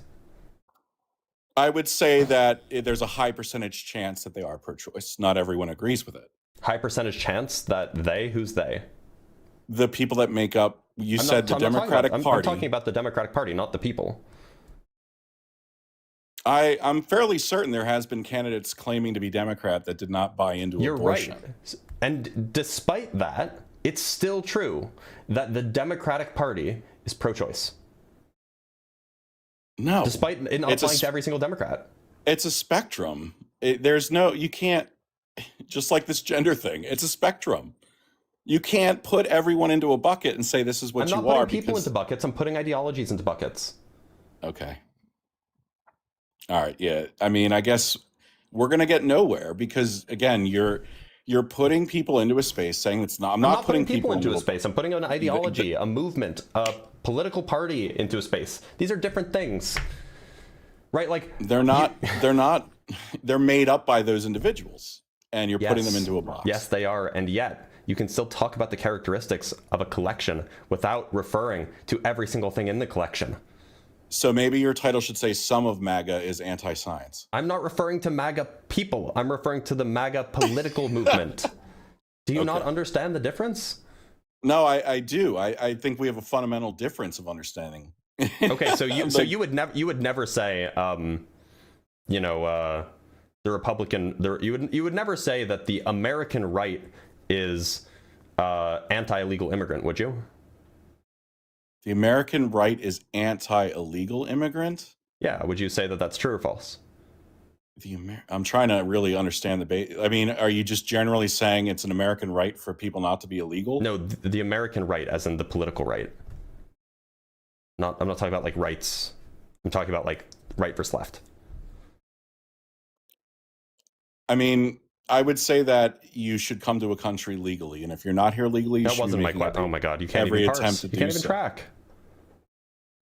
Because your question is not formulated in a way that's understandable. Say it again. Say your question exactly how you need it to be answered. Is the American right anti-illegal immigration?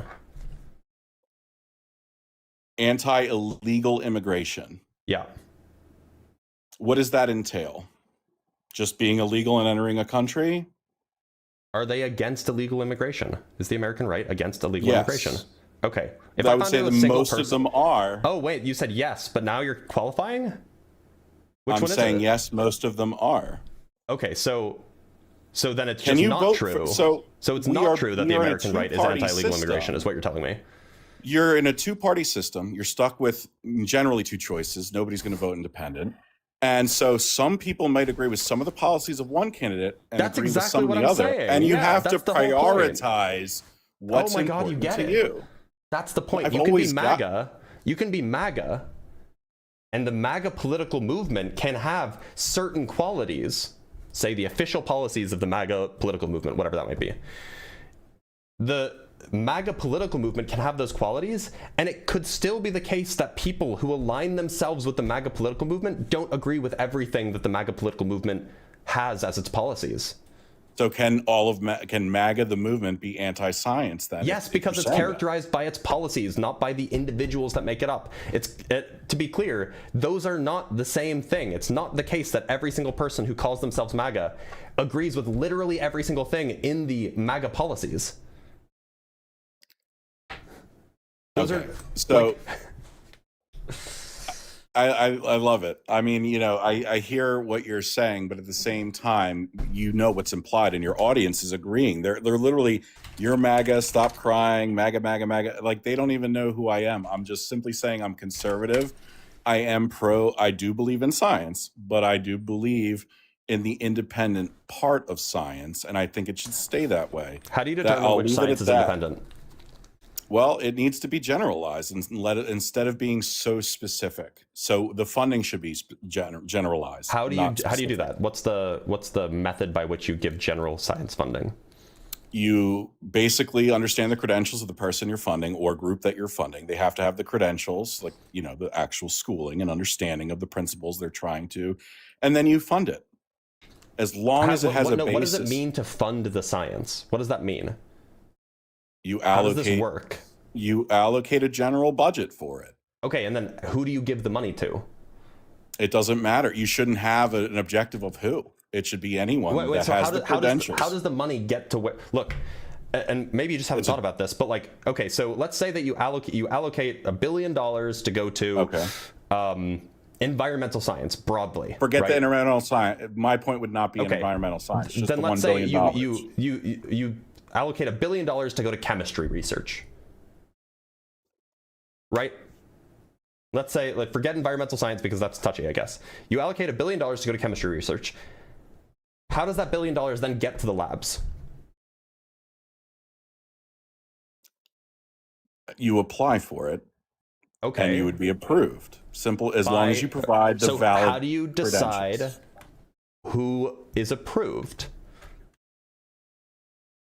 Based on credentials, that's it. There Your are ability more to people do... that want that funding than there is funding. So it's not enough to just look at credentials. Everybody has credentials. Well, I don't have the credentials to do it. All of the scientists have credentials. Literally, like every single scientist alive. Yeah, you have to be has the credentials. You're reviewed. Yeah, I get it. And so how do you determine? Like, look, okay. So say you have. Let's simplify this. Say you have $100 to give to chemistry research, and you have two chemists, both of which have the same credentials. They're both applying for that $100.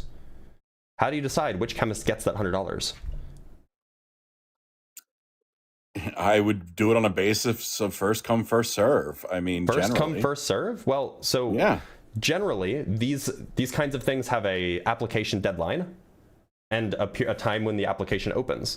So, you know, maybe the application's open in September, and then like September 1st, and maybe they close like November 15th or something like that. So you would just be like, all right, whoever submits their proposal application first at 12 o'clock midnight, September 1st, they get it. That would be your. I mean, and it wouldn't be all the funds either. We wouldn't take $1 billion and say, here's the whole thing for just you. No. You would set an allocation amount, and then basically there's a funding amount that there's a pool that you're going to pull that money from and say, okay, this grant, because they function like grants, is going to be $50,000 to any scientist who applies out of $1 billion, and it would whatever the amount they set so basically the funding is gone when it's gone. So it would be the first 200,000 people. Sure. The first 200,000 groups that apply for chemistry funding, they all get $50,000, And that's how it would Anybody work that's in your view? correct. It'd And then be at the end, first they have 200,000. it would be whoever's to get to the point where that funding is drained, and then you must provide, your results. That's already built into the system that we already have. Right. So you think that this would provide better scientific output than evaluating the projects that are being proposed on a I would, case-by-case because basis? the invisible hand of people applying for it based on their interest versus a politically aligned budget for specific pieces of science would be better. Yes. Well, but look, and then and then other people can refute their claims. Do you think that, by the way, do you think that this is how like all grants should work in the United States, just like on a first come first served basis? I mean, considering I do grant funding, I've done it voluntarily. Yes, I mean, generally grants are given based on first come first serve, but unfortunately in that same field, at least not in science, they're not. In the like general space of grant writing. So I'm talking about like general grants for programs, social services, etc. When you apply for a grant, they just, it's randomly selected. Are you telling me that we shouldn't fund science based on merit? When you say merit, do you mean like their credentials? Like the quality of the project, or like what, like the outcome of, like how much good a scientific research study is likely to produce. How do you determine what's good without having a bias on what's good? So, like for example, if one team is trying to, if one team has a proposal for, we have evidence that XYZ drug has been successful at curing this kind of cancer in mice, and we want funding to try doing experiments, human experiments, right? We've checked safety, and we want to start funding human trials. Human trials. We want funding to start doing human trials. And then the other research team that is searching for the same funding is like, we just want to do an exploratory search for of South American trees that might cure cancer. Do you think that there is like one of them is probably more deserving of funding than the other? I think weighing out anything deserving more than the other is putting a bias on it and saying that your positioning is that this is more valuable than the other. Okay, so how do you know that tree doesn't have the same organic better effects than a medication that somebody created in a lab? I mean, it's just like it seems like you hold no positions. Like I do hold positions. It doesn't I'm seem looking like you for do. Unbiased ones and ones that don't involve. You don't unbias things by doing things randomly. You unbias things by having independent people making good decisions, right? How do you trust their decision making? You actually want bias because you want the money that you're giving out to be biased towards likely successful research investigations, right? It's better if the things that you fund are successful as opposed to unsuccessful. You can have missions, like you can have like, okay, we are, offering a higher budget for AI development and AI contribution to depression in society. Like you could prioritize with higher funding for those projects. But that's bias. Again, it is bias. You're right. So we want bias now? No. What I'm saying is you could allocate more funding for that. The problem is there's no way of getting out of the political spectrum of influence without pulling the bias completely out of it, which is what I'm saying. And so you're saying like you want bias, but what I'm saying is there's no way to cure the bias so it's truly unbiased funding. So unless you pull the guardrails out. Fortunately, there is a way that has been successful over the last 70 years. The United States has been the dominant scientific powerhouse in the world for the last 70 years. The way that we've managed to do that is by A, having an enormous science budget, and B, allocating that science budget, or determining how we allocate that science budget by relying on the expertise of scientists. That's how we've been doing it. It's been very successful. In fact, it's been so successful that we at least up until 2 years ago, or a few years ago, we've been the dominant scientific powerhouse in the world. The brain drain after World War II. Yes, we were highly successful in adopting. And why did they come here rather than the Soviet Union? Oh, because, you know, the rights and guarantees that the United States offers. because they wanted a better life. And also possibly, well, their money comes into play, but also they were guilty of war crimes, but they were brilliant. So, you know, there's that too. But ultimately, my problem here is that you'd never know the political angle of the science being. You cut out. And so the only way to do that would be to have independent study or independent groups that are not associated or affiliated with any government at all, allocating a general budget, for generalized scientific study. There's no such thing as generalized scientific study. Like, I don't know what you think that means. Well, I'm saying basically not prioritizing one idea over another. One scientific study over another. Wait a minute. Look, okay, so do we agree that if you have, I don't know, let's say that you have someone who's really big deal. Do you remember Jane Goodall, right? Do you know who Jane Goodall is? Yeah, worked with apes. Yeah, sign language. Am I getting that right? She was like the world's premier primatologist. I think she died recently. Yeah. So if you wanted to allocate funding for primates, like primate research, or perhaps, yeah, let's just say primate research. If you wanted to allocate funding for primate research, would you rather A, assign that funding randomly to random primatologists, or B, ask Jane Goodall which projects she thinks are most worthwhile of investigation, are most likely to be successful, are most likely to increase her understanding of primates? In the context of government, in the context of the government providing the funding, I'd rather random approved and credentialed scientists, because again, you never know how great somebody can be unless you give them the chance, right? How do you know? Do you think that? How do you know like that they don't have the ability to? God. Like I mean, like you said it earlier. I think I have all I need here. Like, you would rather assign it randomly than like let Jane Goodall inform your decision. Like, that's crazy. I don't think it's that crazy, because in the sense that you can possibly garner better research studies. Somebody might be better than Jane Goodall for all you know, but if you only go by what Jane Goodall says, you're going to get similar research to what. That's why China has such a problem, because they don't have a sparse ideology. They have one ideology and they struggle. Why is China with that actually aspect? But in America, you outstripping American scientific progress? Because they're paying a shit ton of money for it, and people are willing to do that. Yeah. Do you want China to be the new scientific mecca of the world? Of course not. Okay. But is throwing money at things, like, again, just, you know, based on a political agenda versus generalized, you know, research better? I don't think so. Oh, so, I mean, that's what you said, that China, that's what China, I don't know why I can't talk. That's what you said, that is what China is doing. That's what you said China is doing. That's the right phrase. Well, whatever that may be, and you better get on board. Sorry, you cut out one more time? Yeah, China is throwing money at specific situations. China is throwing money at very like, specific goals. They're throwing money at basically every branch of science.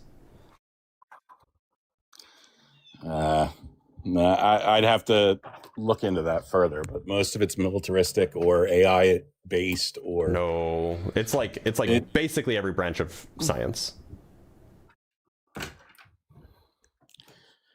Usually the government in China has a very strict idea on what they think is appropriate.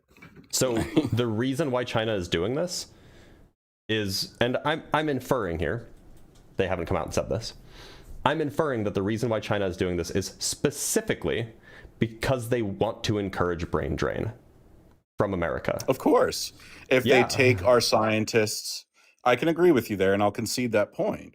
If you want to hurt a country, well, again, like I said, if you want to encourage scientific growth by supporting everyone and not just particular people that might have a study that's very valuable, you would encourage more scientific growth that way. People would be incentivized. So you could spread money more broadly if you had more funding, but our funding is sufficiently limited that we need to be smart with how we're spending money. I mean, like, imagine the outcry from the taxpayers if somebody made a decision that, like, yeah, we're just going to assign scientific funding randomly.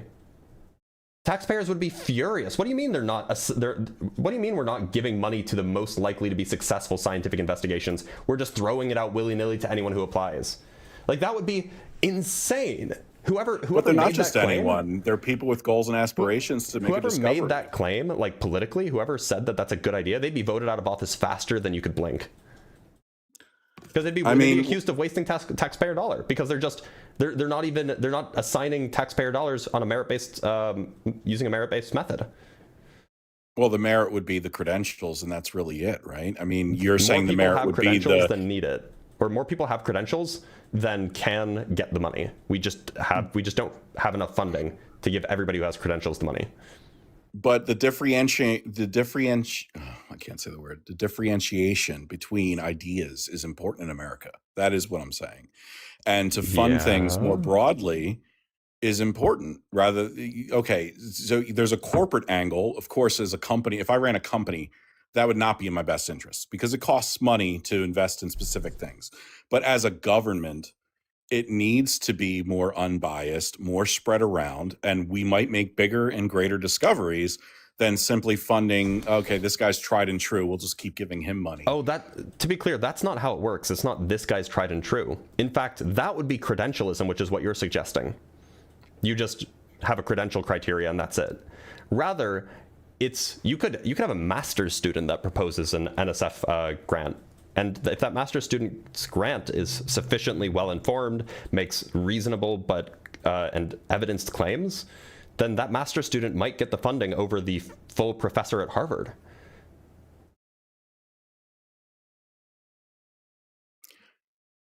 Okay, so I'm trying to digest what you just said into my rationale or my understanding of what you're saying. So we talked about the credentials, and you just explained that a master's student could get a grant over a fully published somebody with a history. It's a kind of professor at a university. It's like the highest rank of professor. Right, but so you're saying though that somebody that has the lesser of history of discovery or scientific proposals, whatever that may be, can get the funding over that individual in the current system, yeah. But not in your system. In your system, you would say, "Oh, well, you don't have your PhD, you don't get the funding. Sorry." Oh no, I'm not saying that at all. I'm actually saying so then what's the deal with the credentials? It's simply just that you have the ability to conduct the research you're asking to conduct. So if I was a history professor and I'm applying to do research in space exploration, like clearly I do not have the literal credentials to do that. That would not be ethical. And it would probably be reasonable to infer that somebody who's still a master's student. So a master's student would just be someone who just has a bachelor's, doesn't even have a master's yet. And you would be reasonable, and this is a reasonable claim, by the way, that a master's student is probably not equipped to lead their own scientific investigation. They don't have the training, probably. Again, how do we know without testing that? By giving them the opportunity.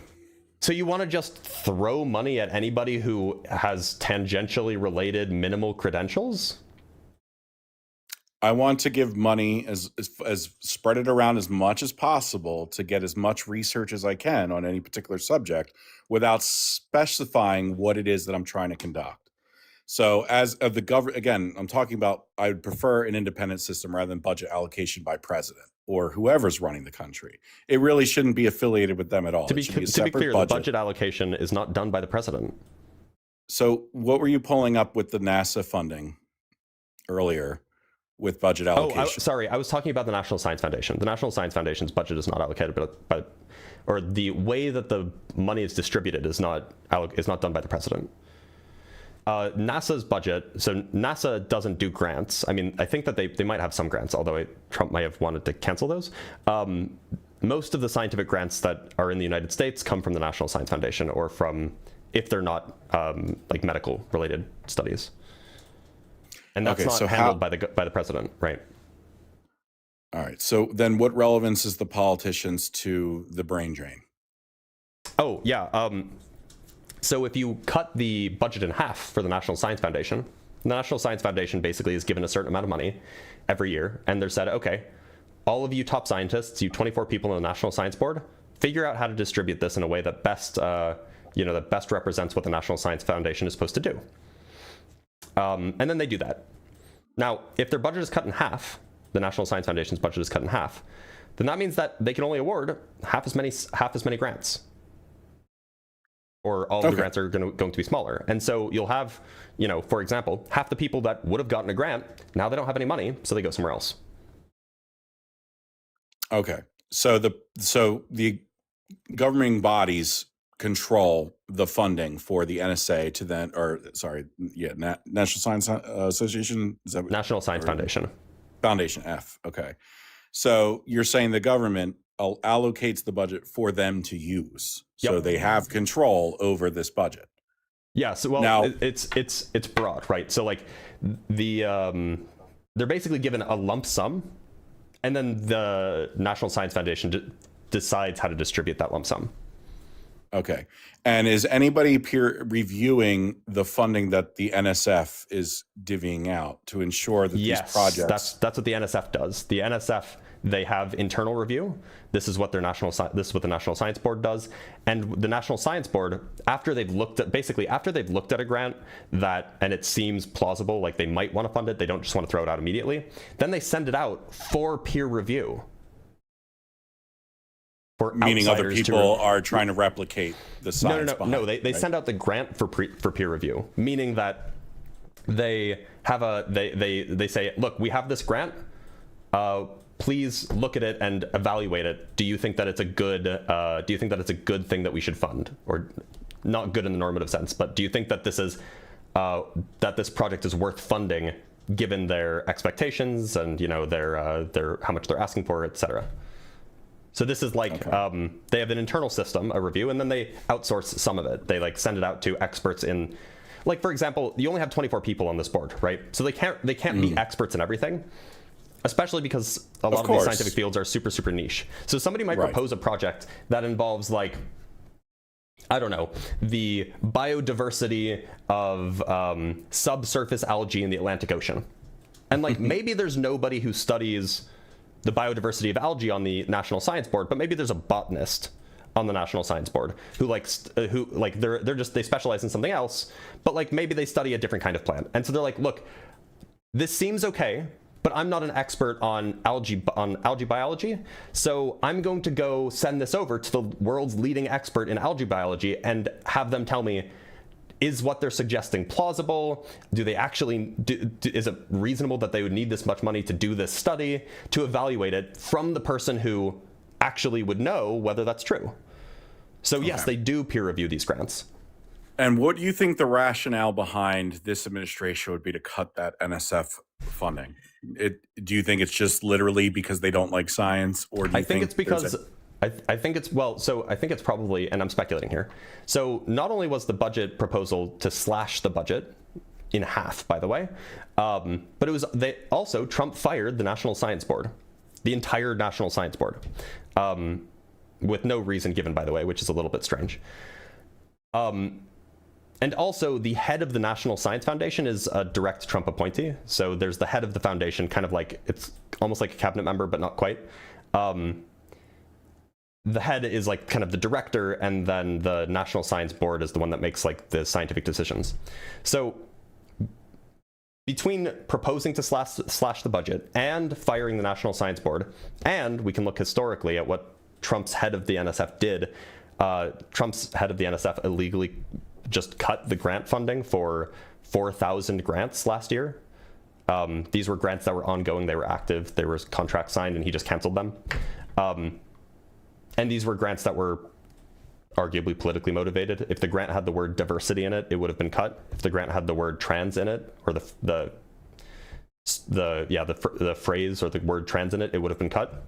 And so putting these three pieces together, it looks like what Trump is doing is reducing the power that the NSF has, so they can't fund everything that they want to. he's going to have to reappoint an entire national science board, all 24 of them, because that's required by law, so he can put in place people that he thinks will be more likely to lean in his direction. And he'll keep the National Science Foundation head in place that will make sure that grants don't go out to things that are politically inconvenient, because he doesn't like climate change research. He doesn't like research on trans folk. He doesn't like research on, you know, perhaps like efficaciousness of abortion. He doesn't like various kinds of politically inconvenient sciences. And so if he can control the kinds of science that gets funding by reducing the budget, by cutting the NSF, or by firing the NSB, and by controlling who's in charge of the NSF, it seems like that he can ensure that the science that he wants to get done gets done, and the science that he doesn't want to get done doesn't get done. Okay. And so to my point about having an unbiased distribution, that would benefit you in that position to want these projects to continue to be funded.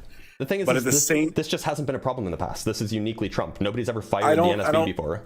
I think it's because, again, you're seeing the change in our actual society where it's bleeding into the hearts and minds of the people, you know, arguing one side or the other. And so now you're having, based on the validation, which direction it goes, whatever, but you're having that validation coming down to discontent amongst the population. So I'd be interested to research. I'm imagining, you know, with what you were saying about the NSF, I can see what type of grants were being funded more frequently than others. Wait a minute, hold on. Do you think that that when I said diversity or trans in it, that meant like DEI or trans folks? Diversity. When I heard diversity so much, I'm imagining that would be something social. But nope. As far as so, what do you mean by diversity? So what happened, and this is how you know it's politically motivated, by the way. What happened in early 2025 is that, and we have evidence that this happened, by the way, is that somebody went through the grants that were being that were active, the active grants, did a control F on them and searched for the word diversity, searched for the word trans. Okay, so like biodiversity in the ocean, you're saying biodiversity, transgenic, which just means like anything with trans or diversity in it. Those were on the chopping block. And like, that's a fair point. That's obviously politically motivated. That is moronic. Yeah, I would agree. However, I would like to see, you know, I just would like to look for my own information on the frequency of those projects funded by the NSF. And I showed you a chart, or maybe it wasn't you, but I showed what the chart is. I could show it to you again. You don't have to. It's probably a lot of things I have to review. Like I'm gonna have to look through the list over time to see like so what historically. Oh, sorry, one sec. Let me make sure that historically this has been the breakdown. Obviously it differs a little bit year by year, but historically this is the breakdown. The social sciences get like a fraction of what all the other sciences get. Psychology gets even less. Like the budget here, the budget here was what? We have like 2 billion, we have like 3, 4, 5 billion, $6 billion. And of that, the social sciences get like 200 million, which is like less than half or less than 4% of the budget goes to social sciences, and even less of that goes to psychology. So like it's just not the case that like, oh, you know, under Biden a lot of these things were being funded, a lot of like the social sciences stuff was being funded. Like it's just not the case. From my understanding, there was like a lot of research for other nations in certain studies that we really have no business funding. I don't know what you mean by a lot of research for other nations. I don't want to get specific because this chat is pretty hostile. But long story short, I just simply need to see within those categories what types of things are being funded. I don't watch Fox News, for those of you that are saying that I do. I actually tend to listen to my opposition more, so that way I understand their perspective, because my mind is not an umbrella that's closed. So I'm interested in the points that you've made. I'm going to go back and just research and see what I can find out, because you know, just control F like you said and getting rid of things like that, I mean, that is pretty ridiculous. Because yeah, I mean, I used to know a marine biologist, and so like there's fish species that change sex and stuff like that. So I mean, you know, again, I'm curious though of, is it literally that simple, or like as in like that was the rationale, or was there? Why else would somebody just control F for the word diversity? and then put it on the no, chopping block. What I'm saying is that some studies are, again, creating discontent. And is it their Some studies intention are to do discontent. so? Wait, hold on. To be clear, should we care if there's a legitimate scientific avenue of investigation, should we care if the outcomes or even the conduct of that scientific investigation makes people upset? Should we care? Well, I would love to have this conversation in a more private setting, because then I can actually explain my points more clearly. But ultimately, it depends is the answer. It really just does depend. Okay, whatever you say. And so I appreciate the time. I just, again, disagree. I'm definitely not anti-science, and this chat is cracking me up with their assumptions. But your facial expressions are also cracking me up. All right. I appreciate your time. Goodbye. Bye now.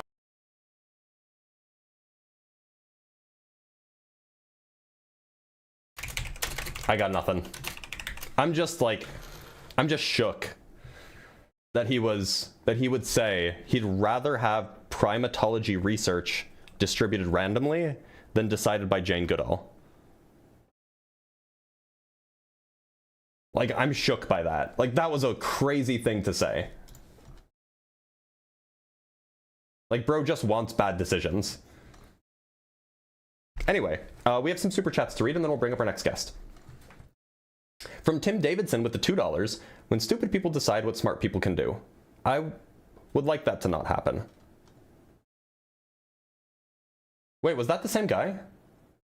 Because the guy who came on and read... No, I think this was a different guy. Because the guy that came on last time was a Discord user. This guy wasn't a Discord user. He was on TikTok. So I think it was a different guy. From Zeta Alpha Kappa with the $5. Scientists either can work for the people or work for the funding. False dilemma, logical fallacy, love the string, keep strong that. Yeah, look, in fact, as far as I know, most scientists do neither. Most scientists work because they're intrinsically curious. Because they want to know. I'm sure some work for the money and some work for the betterment of mankind, but like, at least in my field, it's like, oh yeah, like, I just want to know something. From Blancs with the $5, using science to prove your hypothesis is literally a recent RFK-ism. What? From Digbic Biddies with the $2, you look like you're from Skyrim. Well, thank you, I think. From Code 20 Man with the $5, Sodos's children effectively orphaned because their parents passed out leftist zines. Meanwhile, J6 scumbags walk free. Fuck MAGA double standards. Fair.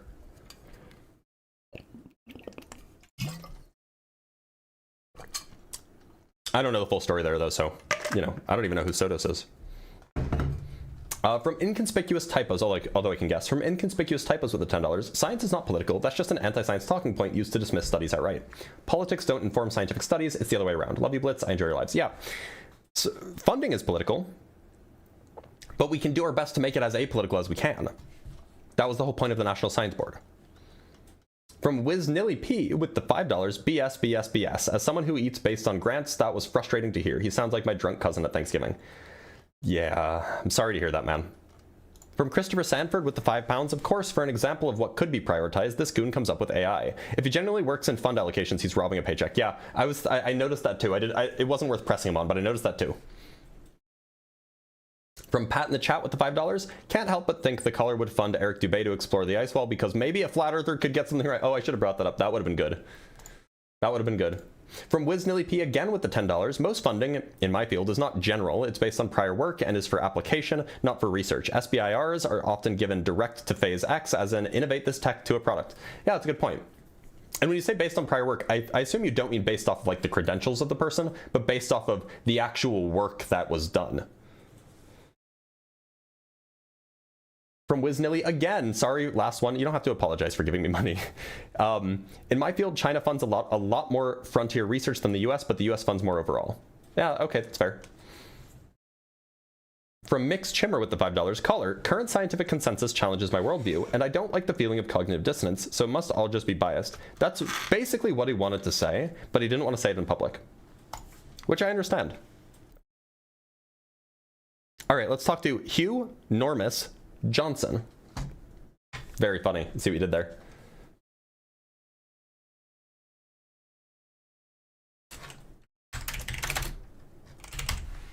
All right, looks like Hugh is not joining.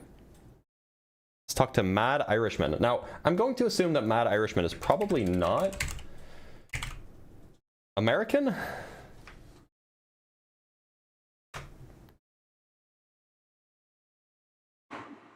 Mad Irishman, how's it going? Hey, I don't know how I ended up on here. You're good. Have a good one. Maybe I was just... Let's talk to DRII. DRII, how's it going? Hey, good. How are you? I'm doing all right. DRII, is there a name that you prefer that I call you? It's Dree. It's Dree. Dree? Okay. Okay, cool. Dree, are you MAGA? No, I'm not MAGA. Okay, why'd you join? Because I have more a neutral question about MAGA, so you know, it's sure. I'm not. That's fine, but make it quick. Okay, so I agree they are certainly anti-science, anti-intellectual. The Republican Party has been that way for a bit, but my question is the influence of the Catholic Church within MAGA has been huge. I think that's the major difference with Trump versus his Republican predecessors. And what trips me out is I don't understand why with the conservative Catholics, I did not know they were so anti-intellectual. I assumed they were certainly more intellectual than the stereotypical Southern I'm Baptist. actually not sure if it's the Catholics that are having the huge influence. I actually think it's the evangelical Christians that are having the huge influence. Not with Trump. Trump changed that. Oh, you're saying that now it's the Catholics?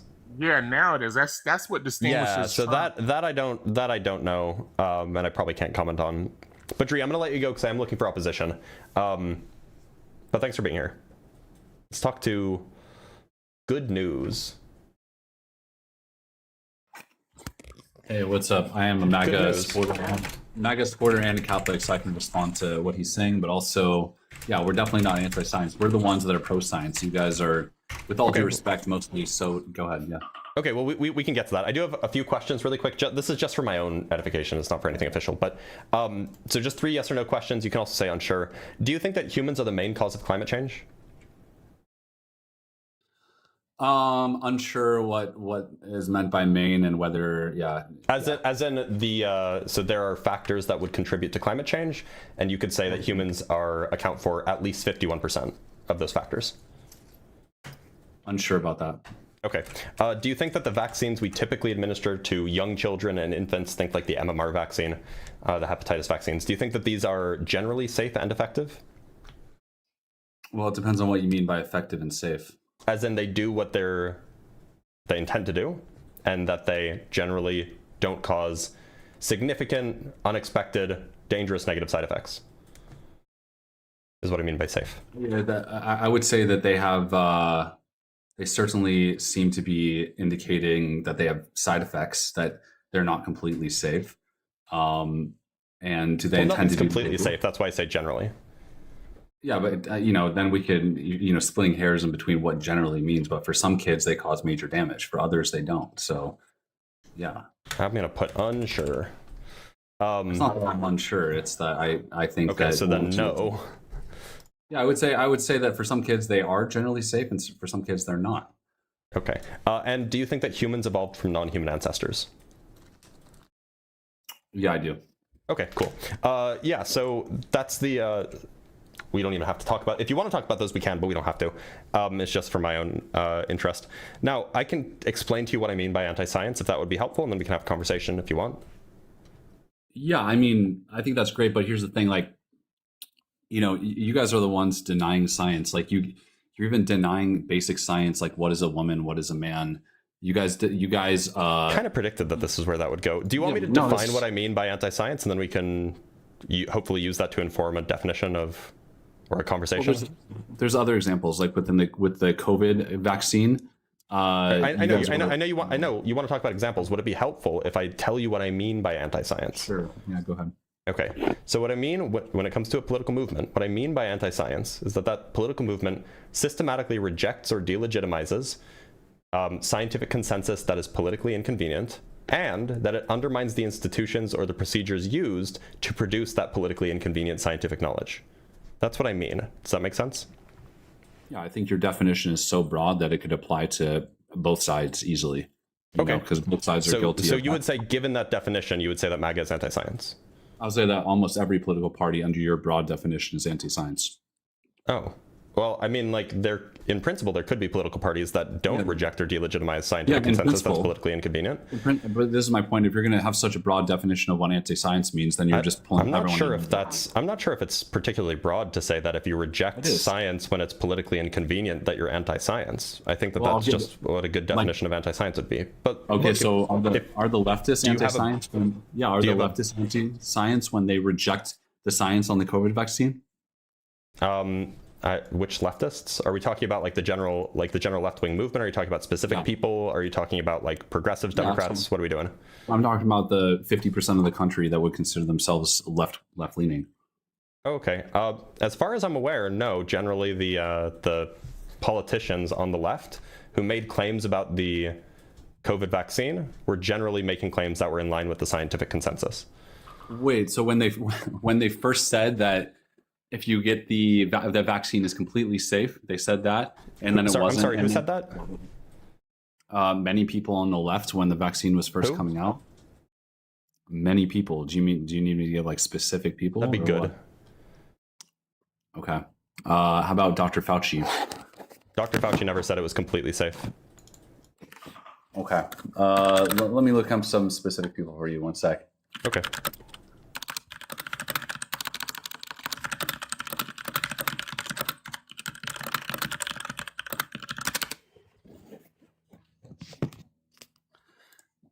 It says Joe Biden says he said in July 2021, if you're vaccinated, you're not going to be hospitalized, you're not going to be in the ICU unit, and you're not going to be in to die. Later, when you're not going to be what to die? He said not going to be in to die. Later, like in the hospital to die. Okay, yeah. Sure. Later, now, is it true? Is it true the vaccines that are safe and effective? Well, yeah, they are. So just so we can address the first one first. Is it true that if you took the COVID vaccine, that you were significantly less likely to be hospitalized, significantly less likely to die from COVID? Is that true? It's only true if you weren't pre-exposed to the virus prior to getting the vaccine. Yeah, that's how vaccines work.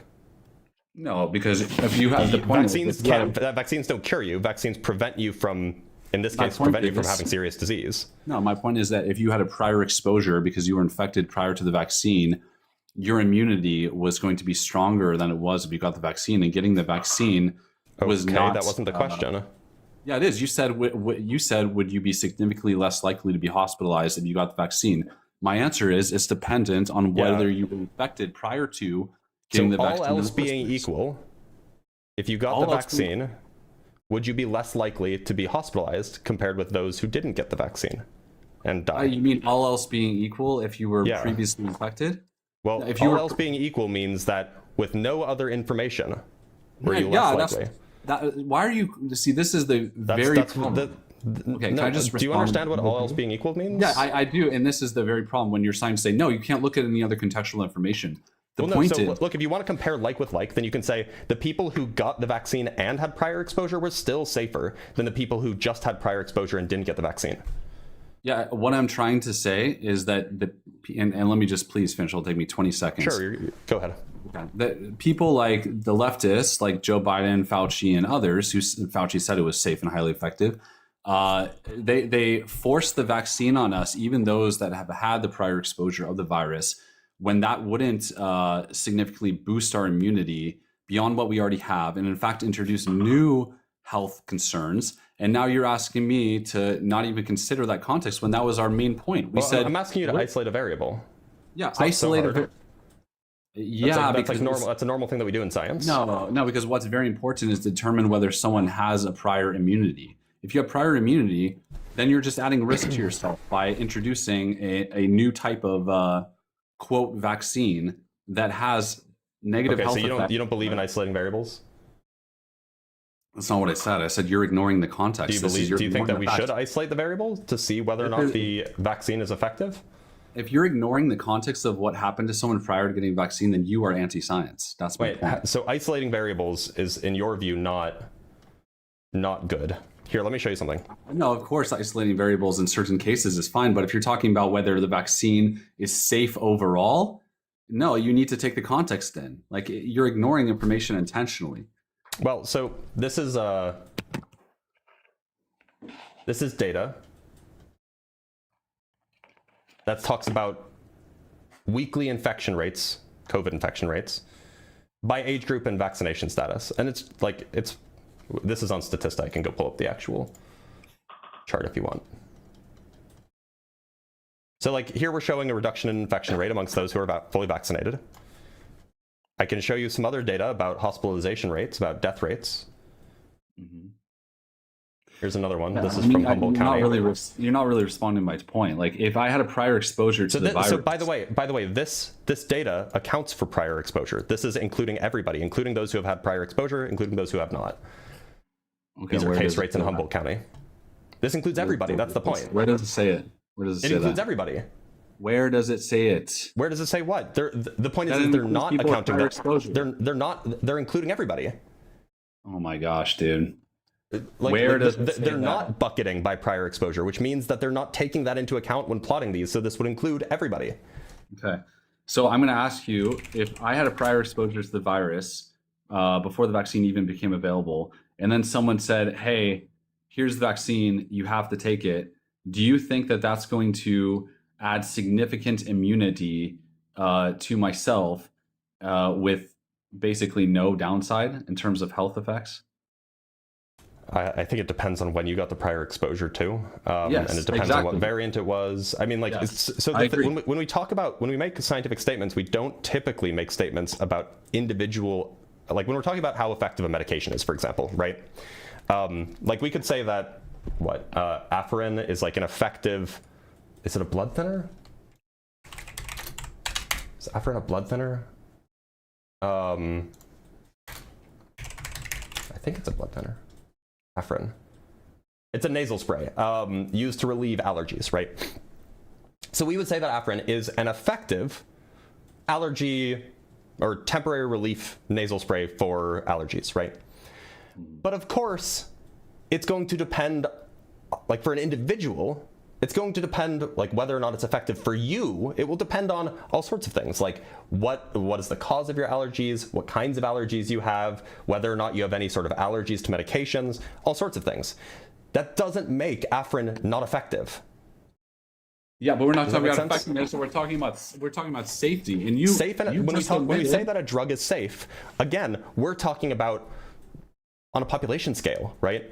So if a drug says, I'll give you an example. If a drug has a 1 in 10 million chance of, I don't know, causing a heart attack or something like that, right? We would say that that drug is safe. And yet, if 100 million people take it, 10 people will get a heart attack from it, on average, right? So, that doesn't mean the drug is not safe. So let me break this down.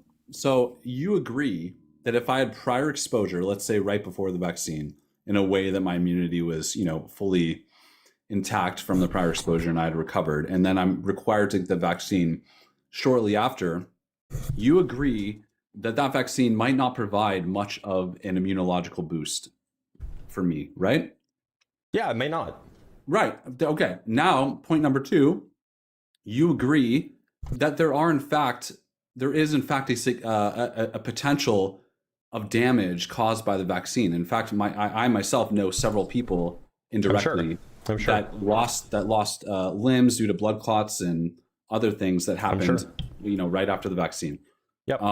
Okay. So if you know that there's a chance of harm and there's no benefit, then why are you forcing us to get the vaccine and telling us? This seems like a complete pivot from the claim that that it is scientifically incorrect to say that they're safe and effective. That is my exact point. So you agree that it's not safe? When we talk about a drug being safe, it doesn't mean that you will never have any side effects. Okay. So why am I forced to take something that gives no benefit? That's a policy decision. That's not a scientific claim.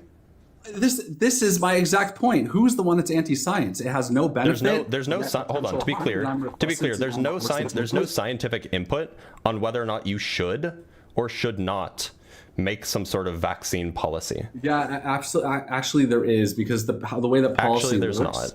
Yeah, it is. Actually, there is, because the way the policy works, people like you want to force shots on people, even though you know there's no benefit to me and only downside. And Biden and others look at what people like Fauci are saying, and they say stupid stuff like, "You'll be completely safe. You'll never go to the hospital. You'll never die. You have to take it." I don't think anybody ever said that. That's literally what Biden said. He literally didn't. You quoted him earlier, and then you changed it. If you're vaccinated, I'm going to quote it right now. If you're vaccinated, you're not going to be hospitalized. You're not going to be in the ICU unit, and you're not going to be in to die. Yeah, so he didn't say the word never at all in his sentence? What do you think not means? He says you're not going to be hospitalized. I'm sorry, so to be clear, did you change what he said just now? Or did you change what he said when you quoted him? Because you said that he said, "You're never gonna die." But he never said that. Yeah, he did. He says you're not going to be in to die. He literally didn't say that. You understand that he literally didn't say that, right? What do you think you're not going to be in to die means? Can you explain that to me? You're not going to be, well, presumably, I don't know if the "in" part is supposed to be in there or if it's a misspeak, but it sounds like what he's saying is that you're not going to be in the ICU to die. And that's because statistically, if you are vaccinated, your odds of getting admitted to the ICU and then dying are negligible compared to the non-vaccinated community. And here's the thing. He says you're not. So he didn't say never. He said not. Yeah, he says not is the same thing as never. In this it's context, literally not. So if I tell you, it literally is. So if I tell you, good news. If I tell you, even if you buy that lottery ticket, you're not going to win.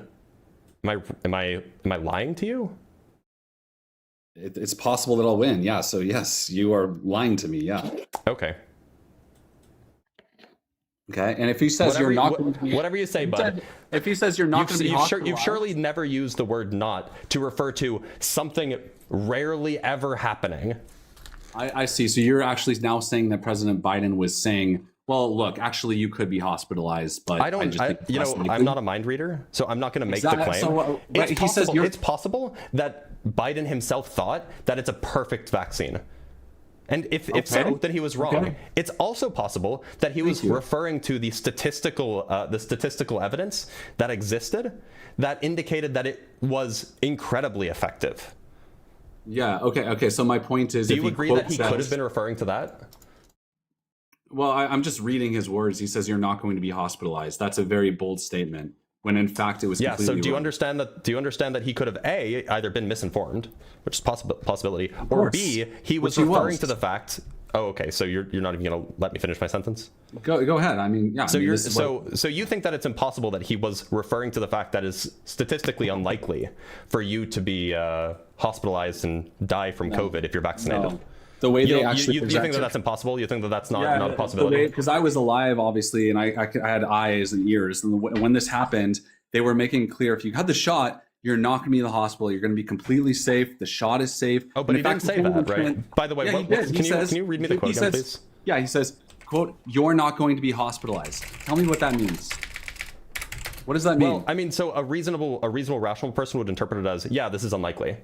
Okay. So who's changing the quote, man?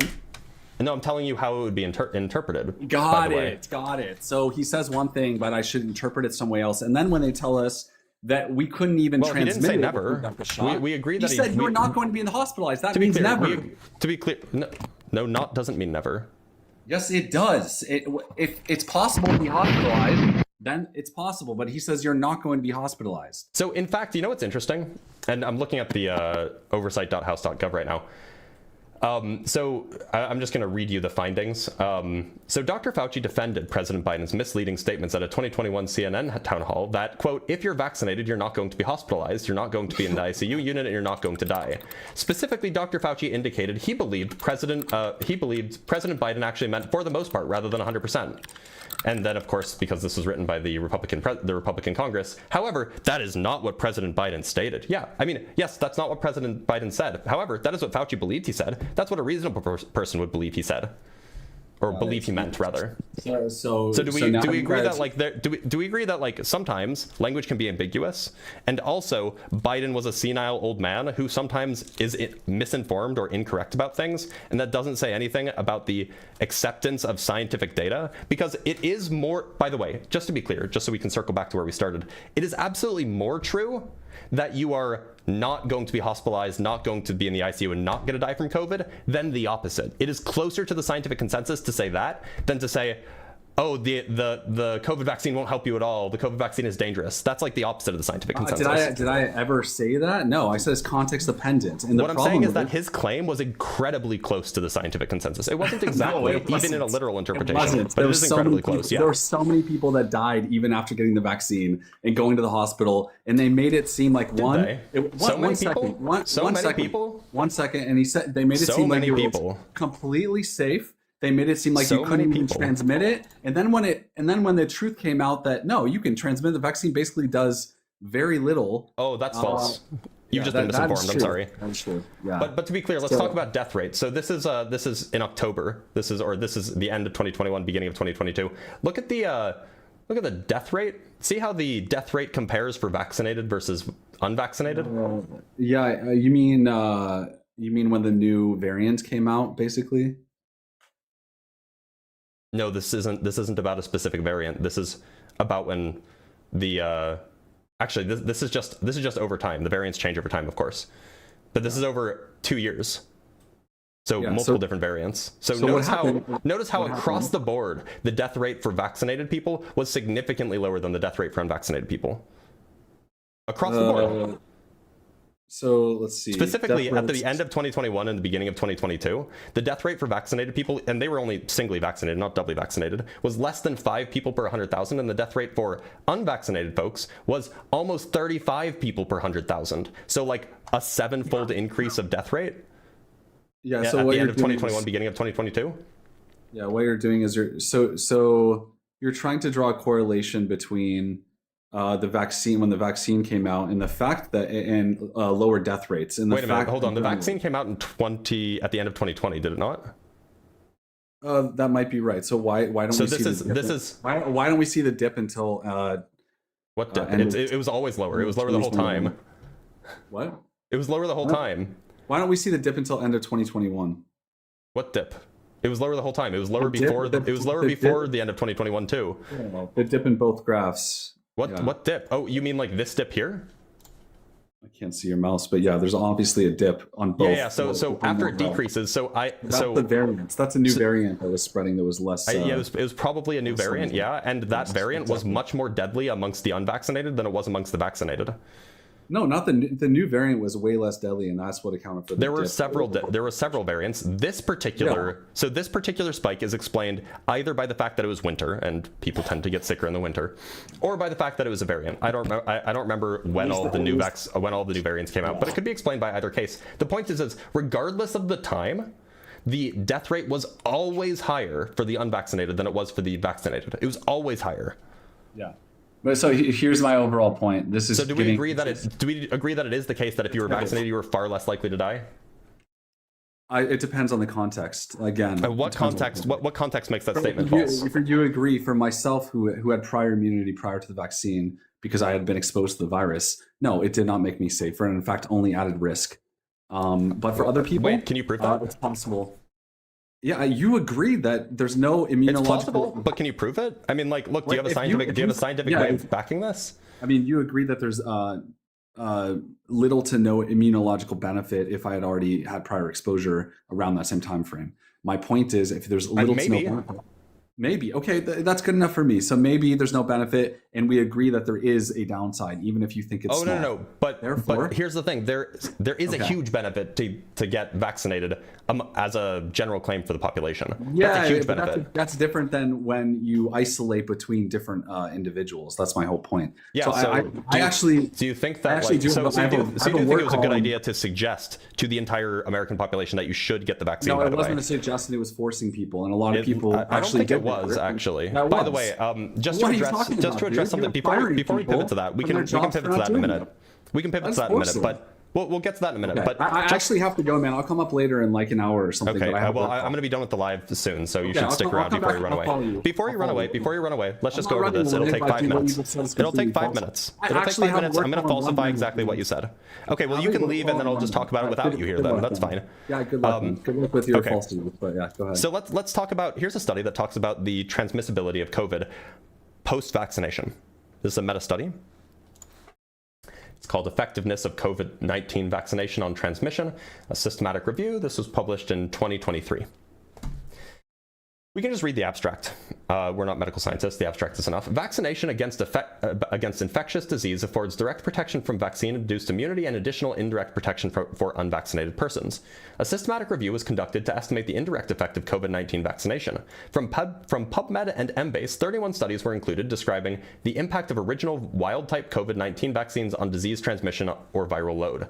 Overall, study results showed the effectiveness of COVID-19 vaccination against SARS-CoV-2 transmission, range of 16 to 95%, regardless of vaccine type or number of doses. The effect was apparent but less pronounced against Omicron, range 24 to 95% for pre-Omicron variants versus 16 to 31% for Omicron. Results from viral load studies were supportive, showing SARS-CoV-2 infections in vaccinated individuals had higher CT values, suggesting lower viral load compared to infections amongst the unvaccinated. Based on these findings, well-timed vaccination programs may help reduce SARS-CoV-2 transmission, even in the Omicron era. Whether better matched vaccines can improve effectiveness against transmission in the Omicron era needs further study. So yeah, the evidence here is that indeed it does reduce transmission. It just does. Now, depending on the variant, how much it reduces transmission can vary, but it does reduce transmission across the board. Anyway, let's read some super chats. Oh, I should note down when that ended. That ended at 3 o'clock. Okay, cool. All right, let's read some super chats.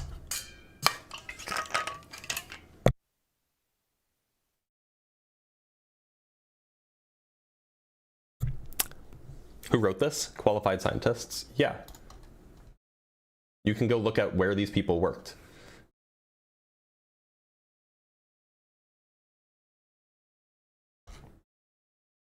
And you can examine the data yourself if you want to. From Mike HT with the €5, a gift for you from an Italian fan. I appreciate it. I really like your content. It's smart, educational, funny, and I love especially when flat earthers get embarrassed. I love it too, man. I love it too. From Christopher Sanford with the £5, but Blitz, stop using a perfectly reasonable definition of anti-science, which inescapably defines me as anti-science. It's devastating. Wah! Yeah, right? From Mike HT, oh, I already read that one. From PDX Geek with the $5, dude, vaccines are the trolley problem, but it's like one person gets sick and may die to save thousands. Yeah, that's roughly it. It's like one person might get sick and might die to save thousands. From Germs Rossalina with the $10, who cares if Biden misspoke? He trusted the science advisors, so what he said means a lot less. Should we give this same scrutiny to Trump's exact words? Let's do that. That's a good point. I should have used that.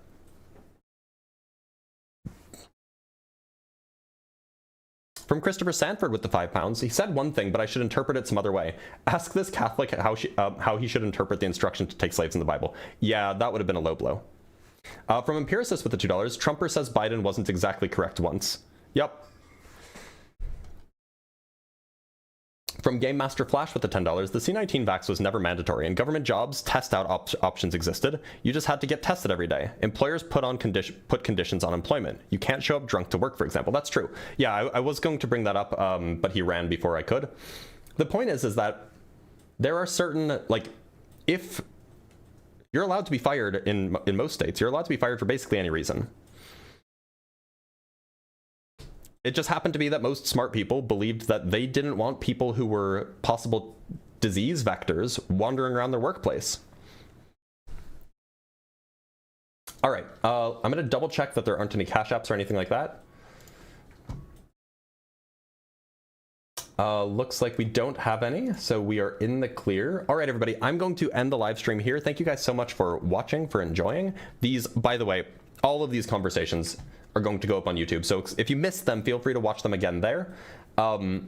If you like what I'm doing, consider following along on TikTok, subscribing on YouTube, following on Twitch, wherever you may be, consider following along. And if you want to support me even more, consider becoming a member. It's like $5 a month, wherever you might be. Super fan on TikTok, subscriber on Twitch, member on YouTube, whatever it might be.